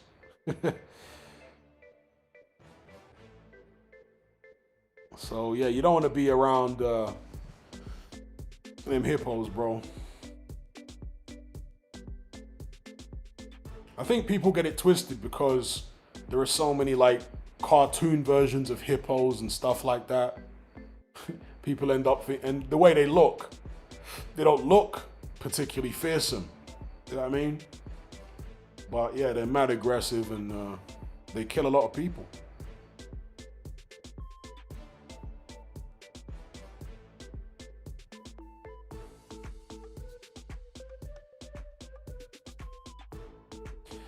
NG says, do you think Fury AJ actually happens in 2026?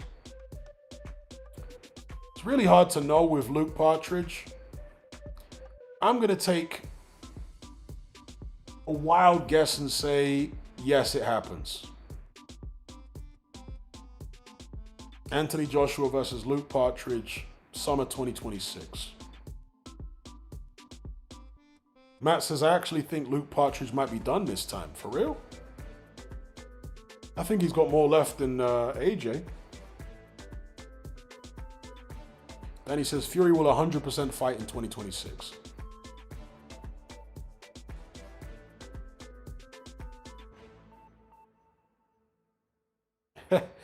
Star Fox says, I learned this by getting my finger caught in my Hungry Hippos game as a kid. I remember them advertising that game in between Saturday morning cartoons. Hungry Hippos, Operation, who remembers that one? Connect 4. Then there was that Mr. Frosty thing, you know, that made slushes and that. It was that game.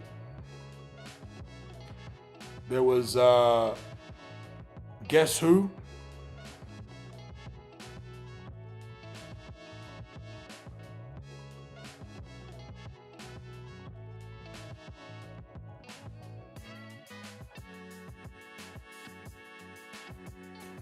Oh, the joy when you opened Christmas present and one of those games was in there. Buckaroo, yeah, I remember that one as well.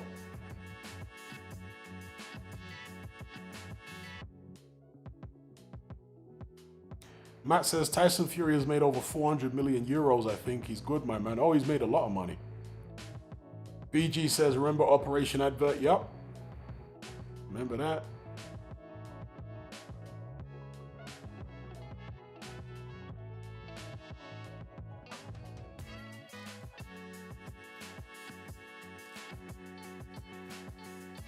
Trivial Pursuit.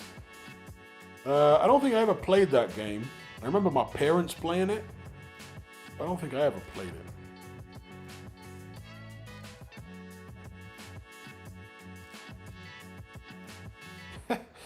Matt Borgerson says, I honestly miss Tyson Fury. I love his antics, even though I hate him. I love hating him. The only fighter who I could say that about might be David Haye. I never hated David Haye, but I did used to criticize him a lot because of his lying and, you know, avoiding certain fights at certain times at heavyweight. But after his career was done, I definitely missed the Haymaker. He was fun. and he had a fun fighting style. Klitschko fight aside. BG says, I miss David Price. I miss David Price, but we miss him for the wrong reasons, bro. We miss David Price for the wrong reasons. He was actually quite sick.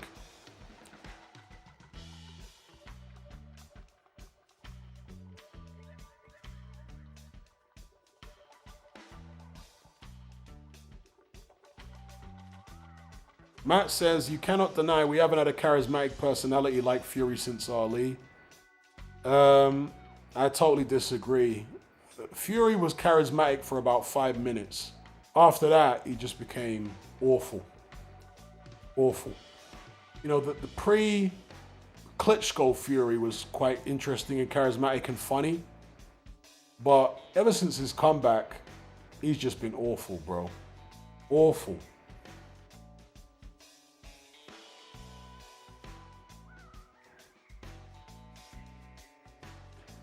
And I think Usyk is far more charismatic than Luke Partridge. I think Usyk is the most charismatic heavyweight out there, to be honest. It's only the language barrier which keeps people from seeing it. But he's very charismatic. He's funny. He's witty. He's clever. You know, I think Usyk's charisma is underrated.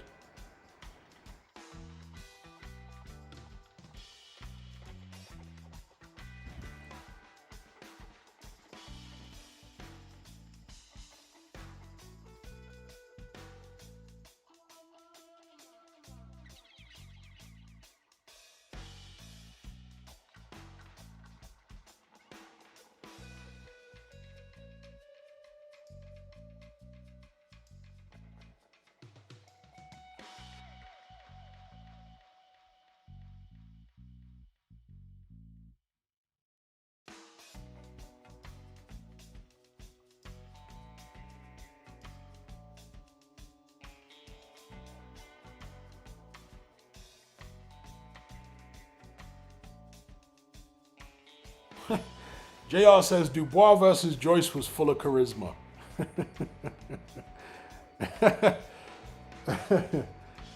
Shout out to KB for the super chat. He says, oh my God. Another sadistic question. Sonia from EastEnders or Jane Crouch? It's actually Jane Couch. Oh my God. I'm going to have to say Sonia from EastEnders. Jane Couch is butters. Oh my God. I'll have to go Sonya over Jane Couch. Couch was butters.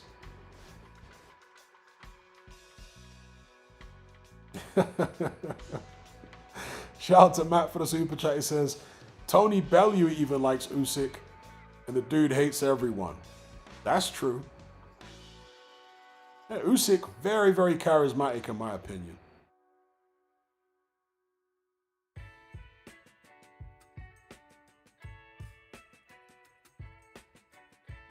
Ed LB says, what's EastEnders? It's a long-running UK soap opera based in a fictional neighborhood in East London.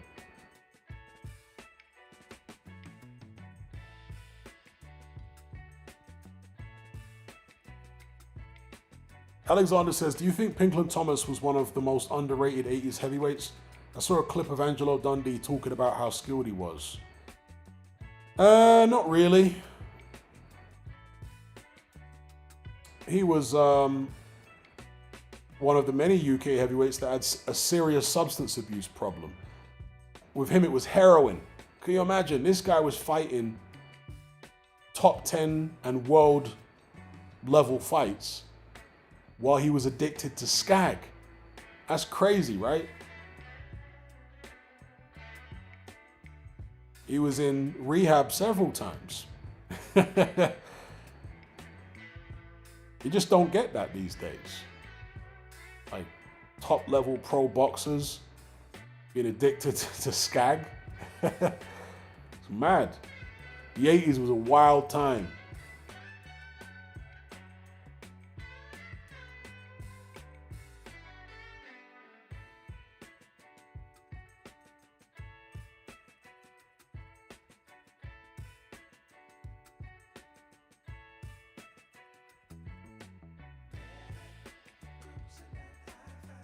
Charles B says Gary Mason versus Dylan White. That's an interesting fight.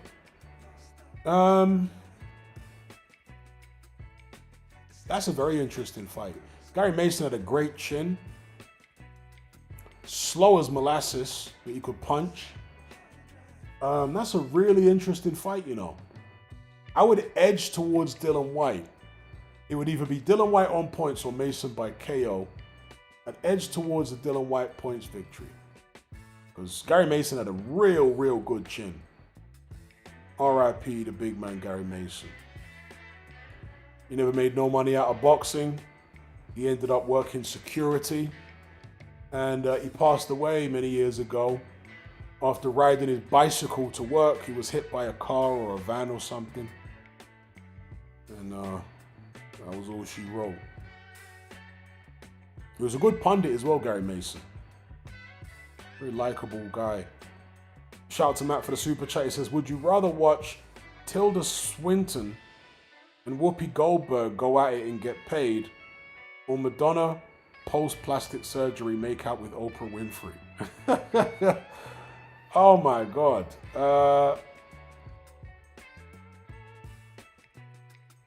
Dear, oh dear, oh dear. You guys are so sadistic with these questions. I have to look up who Tilda Swinton is again. I think somebody mentioned her in a previous chat. Let me look up. Tilda, who's that again? Oh my God. Yeah, I know who she look weird as hell.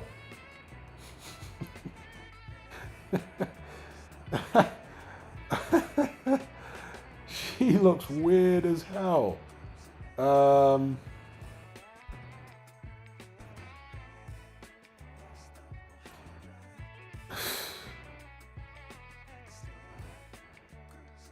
It's a horrible question. I'll go Tilda Swinton and Whoopi Goldberg. And Matt also says, Johnny Fisher versus Jake Paul heavyweight, I like it. And me too. I was saying after Johnny Fisher got chinned by Dave Allen in the rematch, that's what Johnny Fisher should do. He should target misfits and look to get a Jake Paul fight. And he should be able to beat Jake Paul. So, yeah, I reckon Johnny Fisher probably beats Jake Paul on points. I think he's got the capability.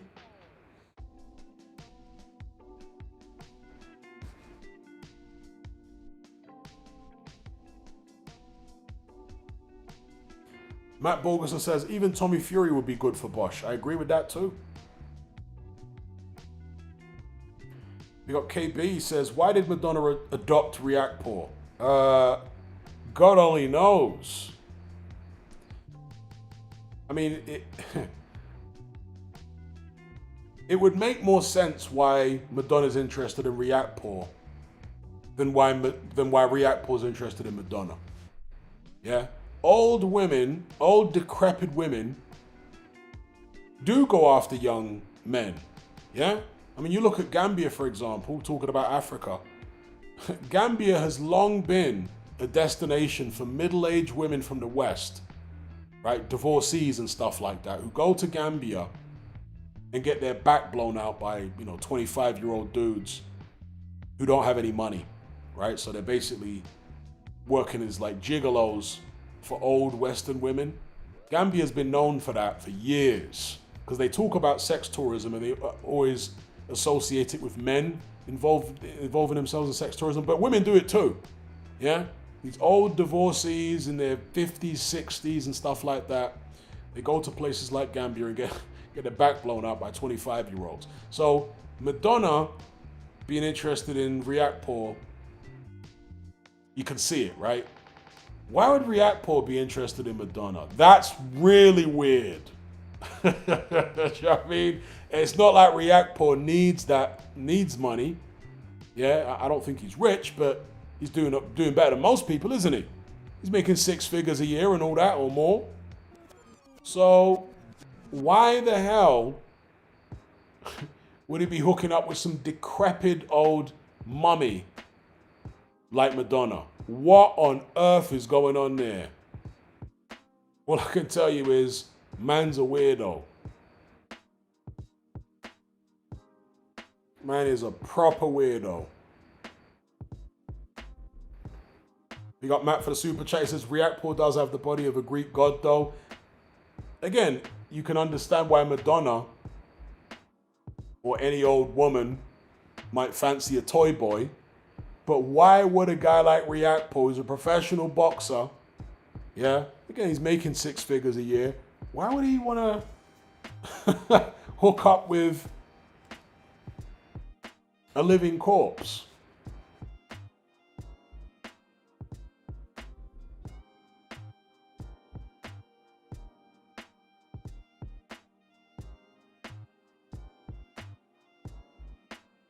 Copezilla says, because Madonna is a flex, it's Madonna. How's it a flex? I don't get it. I don't get it. How is it a flex? Do these young people even know who Madonna is? Reactpo's not young, but you know, if you're saying that it's a flex, then you know social media is driven by the youth. Do they even know who Madonna is? I don't see how it's a flex, bro.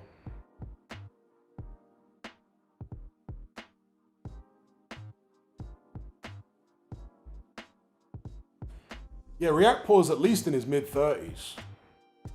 In fact, let me look it up now. I want to say he's 35 at least.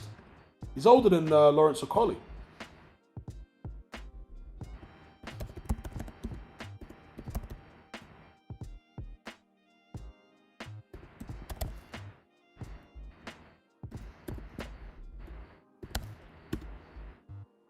Let me look him up here. Richard Riakpo. How old is he?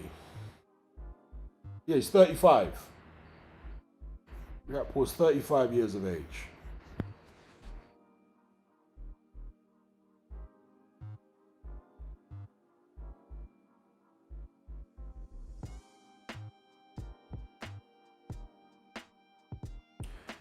It's the circle of life.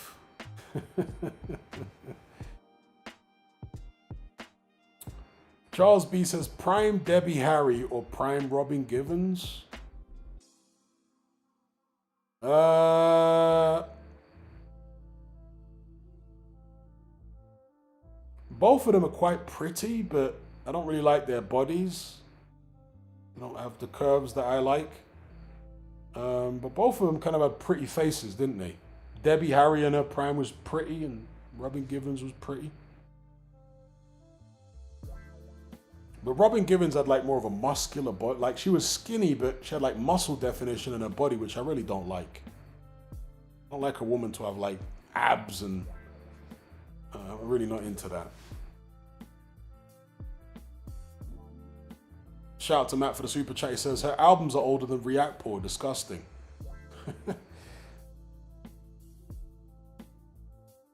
Yeah, Madonna was old even when I was young.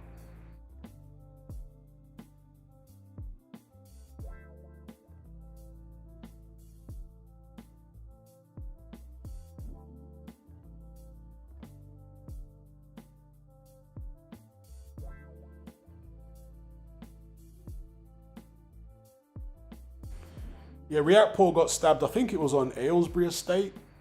Either Aylesbury Estate or Haygate Estate. I think it might have been Aylesbury.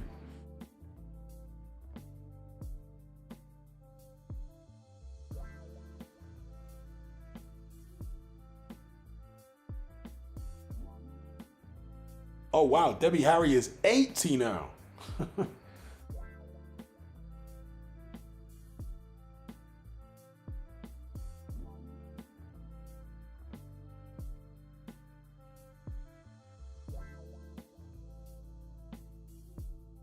Matt Borgerson says, would you rather marry Susan Boyle or Sandra Bernard? I have to look up. I know who Susan Boyle is. I'll have to look up Sandra Bernard. Let me have a look. Sandra Bernard. Oh my God. Are you really trying to do this to me, Matt?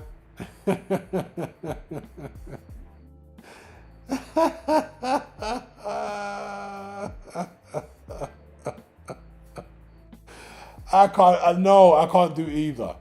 I can't do either of them, bro. No, no, I can't do that one. We ain't playing that game.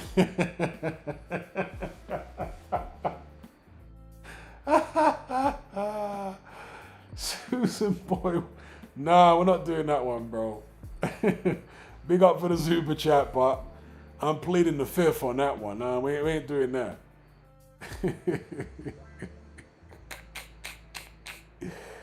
Yo.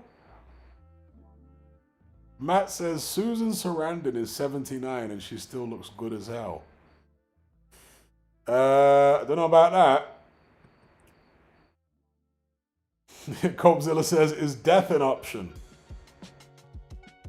Because indeed, having to marry one of those is a fate worse than death. You got Matt Borgerson. Have I spoken about the Chris Eubank interview? Yes, I have. The great. Spoke about the hilarious. Nah, I know who Susan Sarandon is. I know what she looks like. Yeah, I wouldn't concur with what you're saying that she looks good as hell. I don't think there's a 79-year-old on earth that looks good as hell, from my perspective anyway.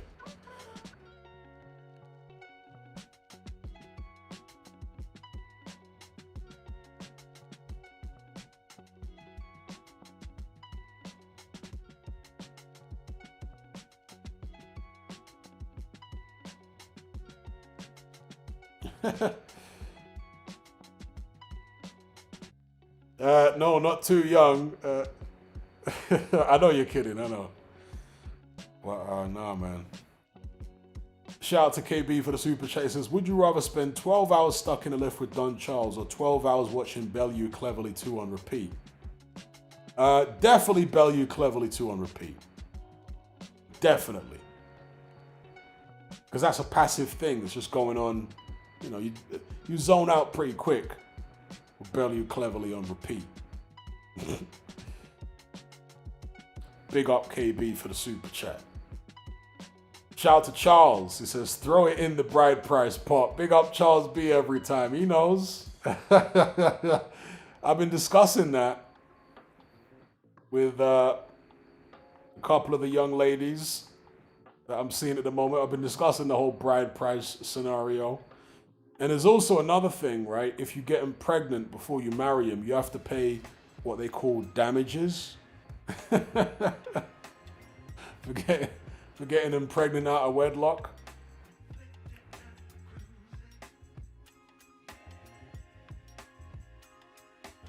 Matt says, you really wouldn't want to sit down and chat with Don Charles. Hell no. Don Charles kept DMing me back in the days after I made a video questioning his motives regarding one of the fighters he trained at the time. I think it was Frank Buglioni. And Don Charles got heated. He started messaging EJ, Errol Jarrett, and trying to get hold of me through Errol Jarrett. And then he was DMing me on Facebook. I was seeing loads of like message requests from Don Charles. And Errol Jarrett kept telling me, Don's really upset with you, you know, Hatman. He wants to know why you're not answering his message requests. Big up Charles B every time. Big up KB. Anyone in the chat ever paid bride price? Any married men in here who married a bride from Africa or Asia? These are the continents where bride price is still commonly paid.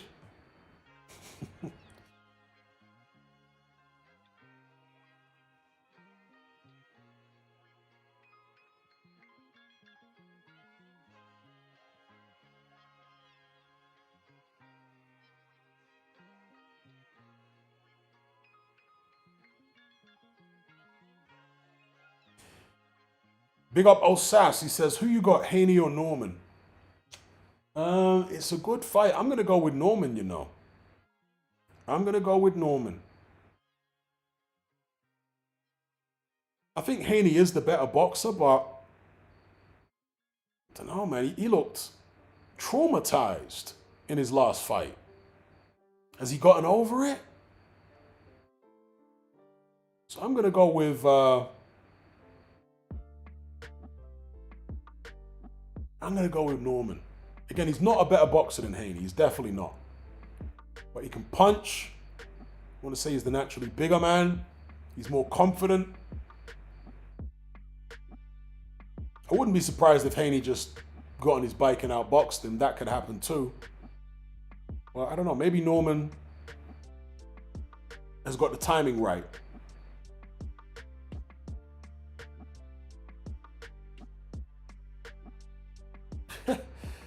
Charles B says, Don Charles reminds me of a woman, like a Nigerian auntie. I'll tell you what, most Nigerian aunties that I've met talk a lot more sense than Don Charles.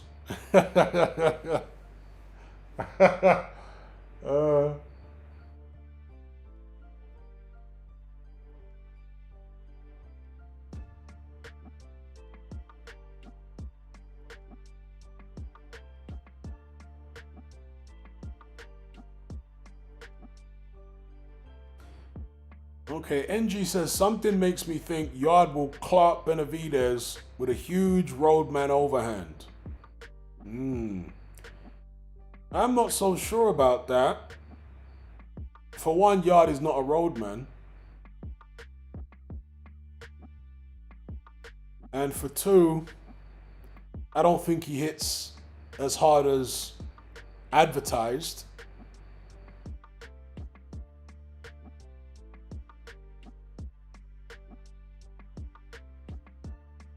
There you go, Danny's got it. He said, I thought Yard would drop Benavidez, but I saw him with a bonnet in a recent interview. Now it's making me think. We got Michael Schiller. Rastafari. Did Senior get his point across on TalkSport? And so we somewhat agree with his explanation with the rules and the weights. Look it up.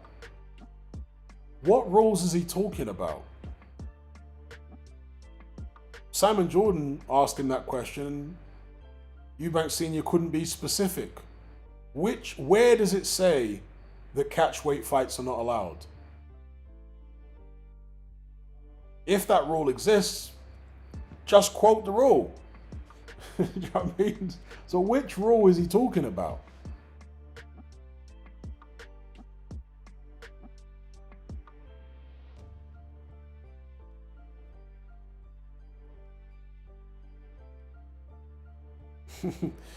Ocean Blue says, I think Benavidez knocks Yard and his bonnet all the way back to London.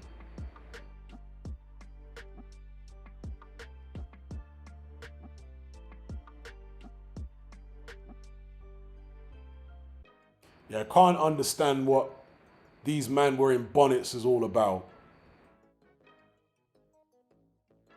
The end times are cometh. The end is nigh. Man are out here wearing bonnets.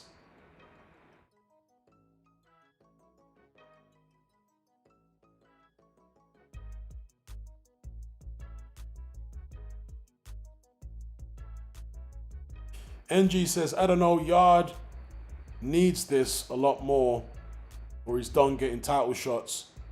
If he gets into a shootout, I can see him chinning Benavidez.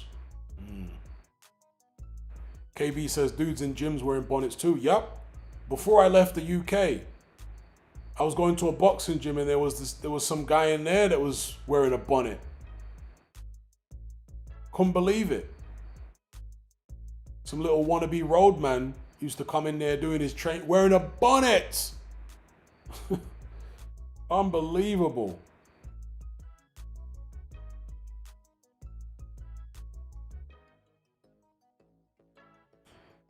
Yeah, you'd be banned from ever stepping foot outside your house again back in the days if you're coming out with a bonnet then. The times have changed. Mm.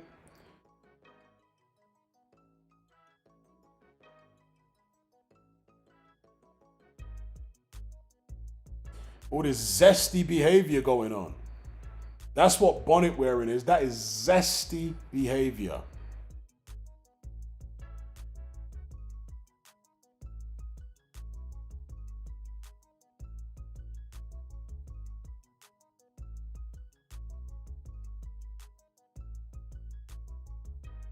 Indeed, wearing it proud, Danny. These men out here got no shame.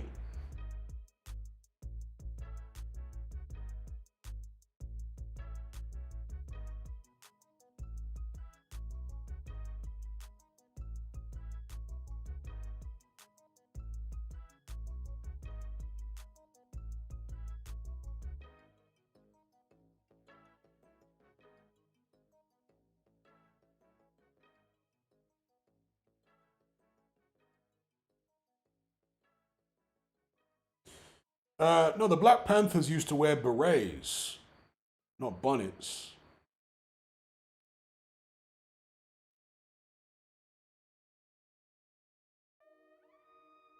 Or berets, to say it in the English accent.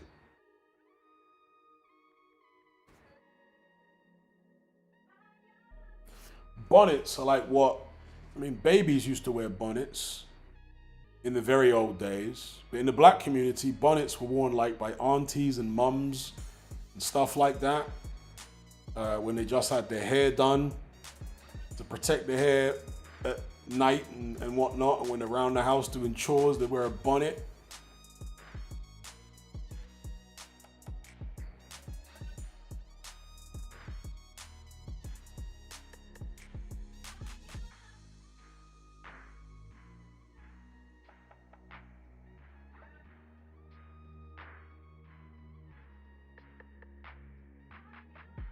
Island Grill says they're painting their nails too nowadays.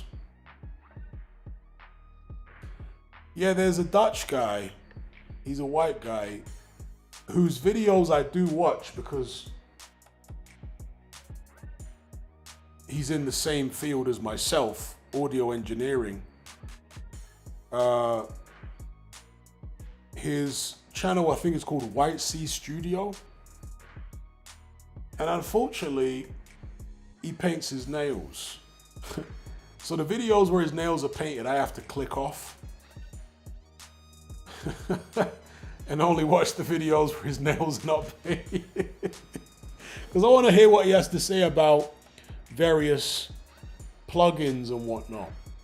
Because I'm in that field. And he does good reviews of the plugins and describes a lot of technical aspects and what have you. But somehow this guy's always painting his nails, bro. It's just...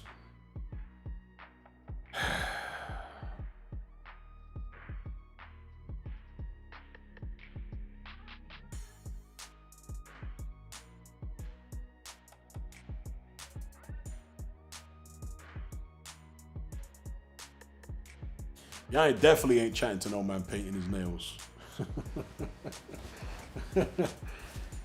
Ditto. Doesn't Izzy from UFC paint his nails? He does all that stuff, doesn't he? Israel Adesanya. What a weird generation.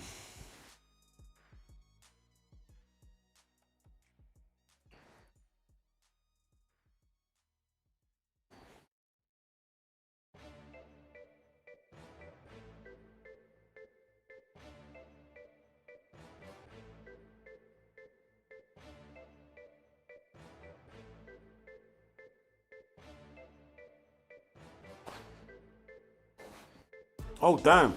Dominic says Drake does bonnets and paints his nails. You know, with him, it's hardly a surprise. But when you see like these, I mean, in the case of Anthony Yard, an actual boxer, a fighter,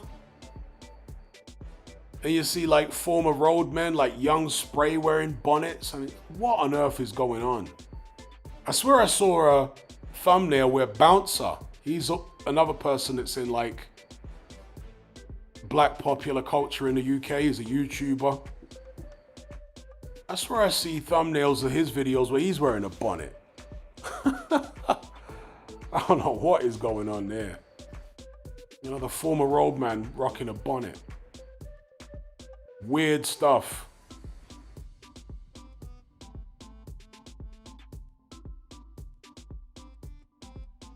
First Round Boxing says, don't be hating Yard.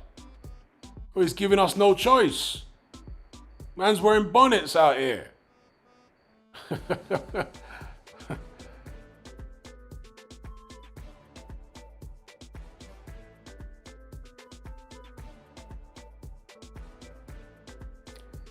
Ali says, Bouncer is bald, that's why he's wearing one. You can just wear a cap. No need to wear a bonnet. Or a cap or a beanie. Job done. That's what this bonnet business about.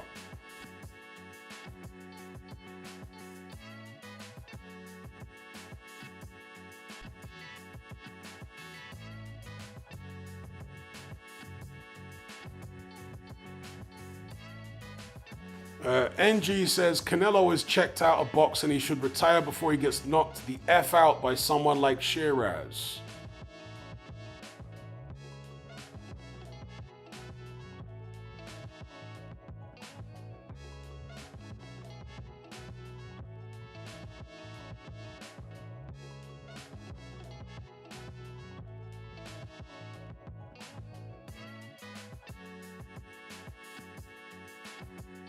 Yeah, for real, Danny. It's definitely got a deeper meaning.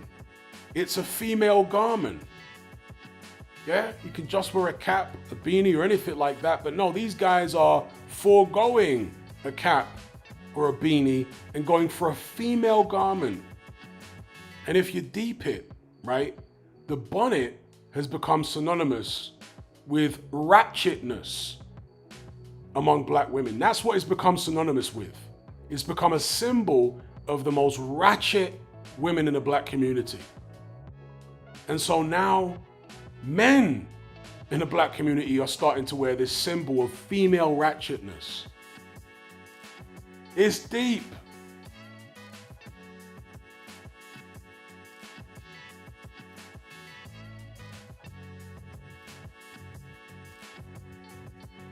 It's like these guys are trying to turn into their own mums. You know, like that.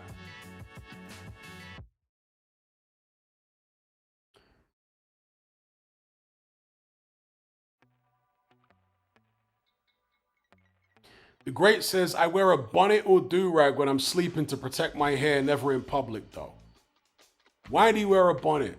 A bonnet never needs to touch your head. BG says the bonnets are for aunties. Indeed.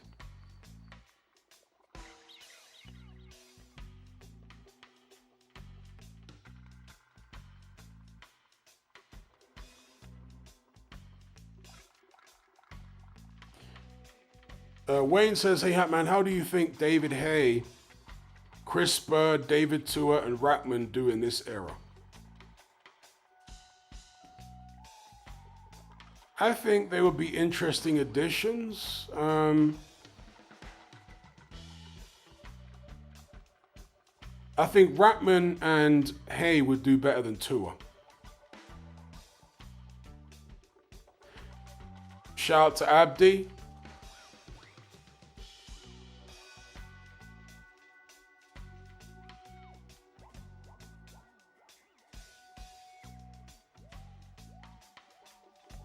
Nah, bro, you could buy a Rasta cap.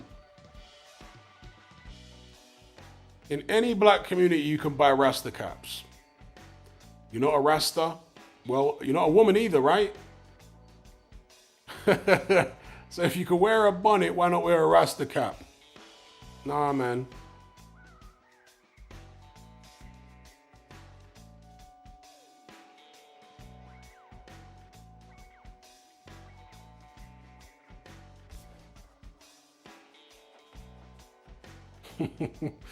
Rich Franklin says, bonnet and sliders outside, I could never. And that's the uniform nowadays, isn't it? Bonnet and sliders or bonnet and Crocs.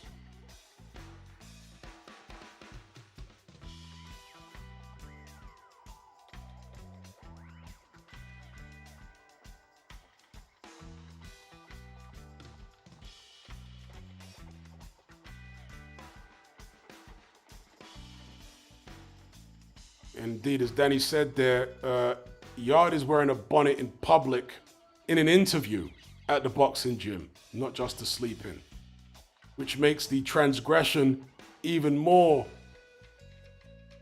unforgivable.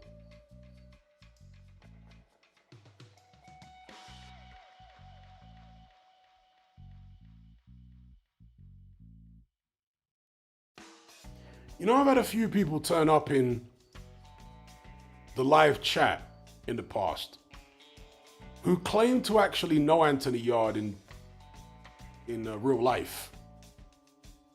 And at least one of them said that they were surprised that he's even a professional boxer. And I said, what do you mean by that? What do you mean you're surprised he's a professional boxer? And they said, well, he just doesn't come across like that kind of person. Anthony Yard is definitely the type of guy, and I think he said this actually, who listens to slow jams. He's not listening to like hype, aggressive music most of the time. Maybe when he's in the gym, but when he's at home, he's listening to sweet boy music. Anthony Yard's a sweet boy. Man listens to slow jam. There's no way, in my mind, that a sweet boy, a guy who listens to slow jams and wears bonnets, is going to beat David Benavidez. And I thought the same going into the Beterbiev fight. I mean, we know Beterbiev is just levels above Yard, but Yard had a chance in theory, but I just thought there's no way a sweet boy like that who listens to slow jams at home is going to beat a killer like Beterbiev. You know what I mean? A man cut from the granite stone of the Caucasus. Like, nah, man. No sweet boy going to beat Beterbiev.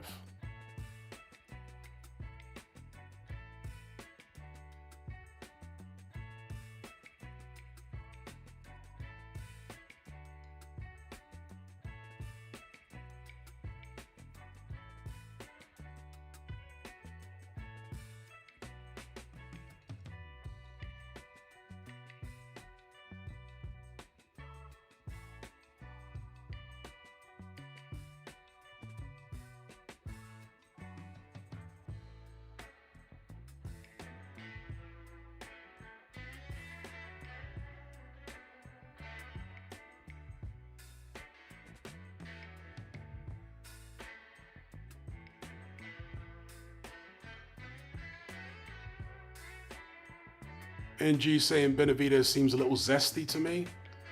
I've never got that vibe from him. But then again, I don't follow him maybe as closely as some other people.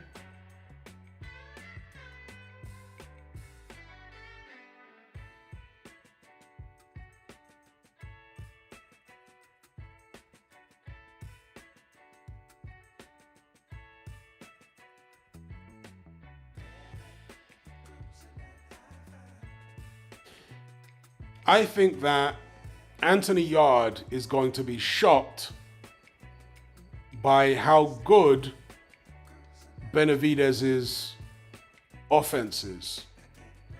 He's not going to be shocked by the power. I'm sure Yard's been hit harder than Benavidez is going to hit him.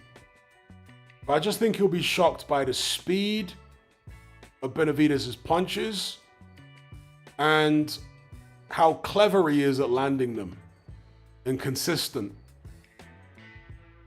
And I think in the back end of the fight, Yard will get overwhelmed.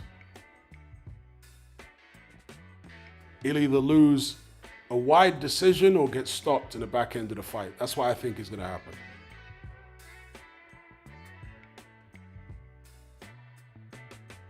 Danny says Fury is a little zesty.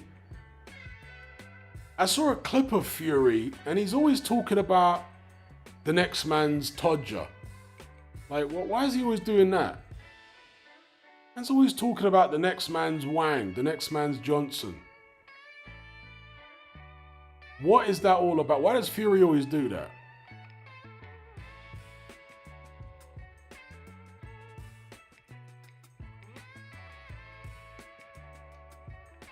He's been doing that for years.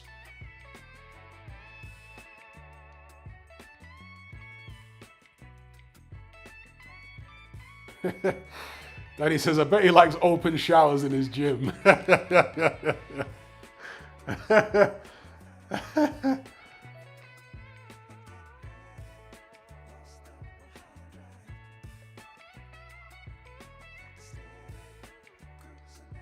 JR says, Partridge is pure cringe these days. I agree.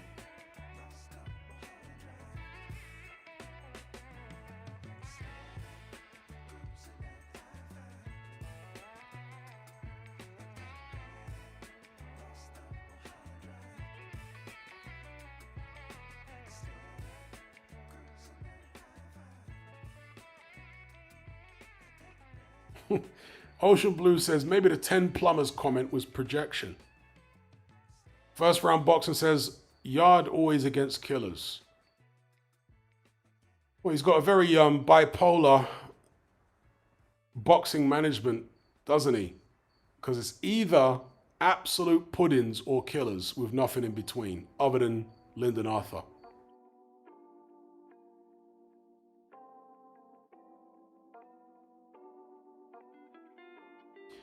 The Great says, Hatman, Devin Haney wears a bonnet in public also. Well, let's hope Brian Norman does the business with him too. Let's hope Brian Norman puts him away.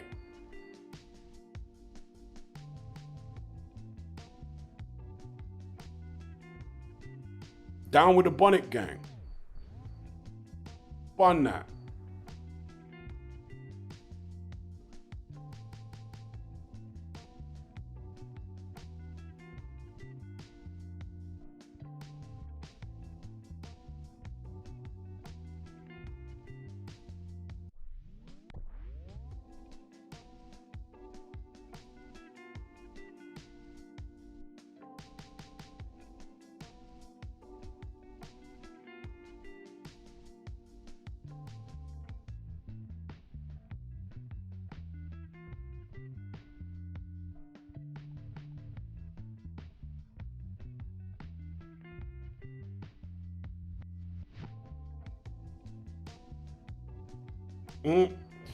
PG says, Haney was wearing lesbian shoes. Bun him. I don't even know what that means. What are lesbian shoes?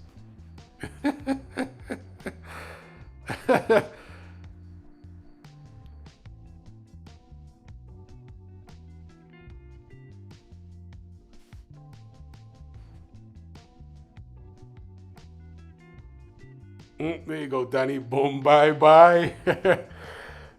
Buju Banton.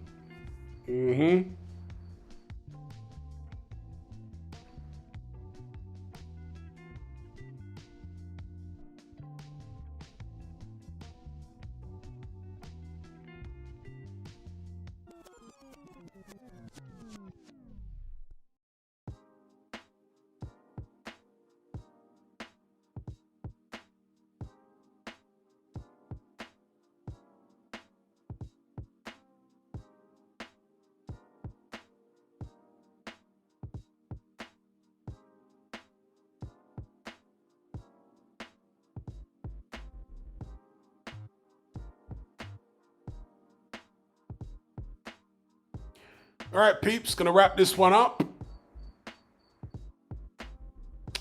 Shout out to everyone for joining the conversation. It's been a blast as always. Special thanks to those who donated via Super Chat. They were the sweet maths. Matt Borgerson, James Wood, Supersized Fries, GMS Nightmare, Ben Odom, Quadruple A, Four Fox, Copezilla, George Radenhurst, KB,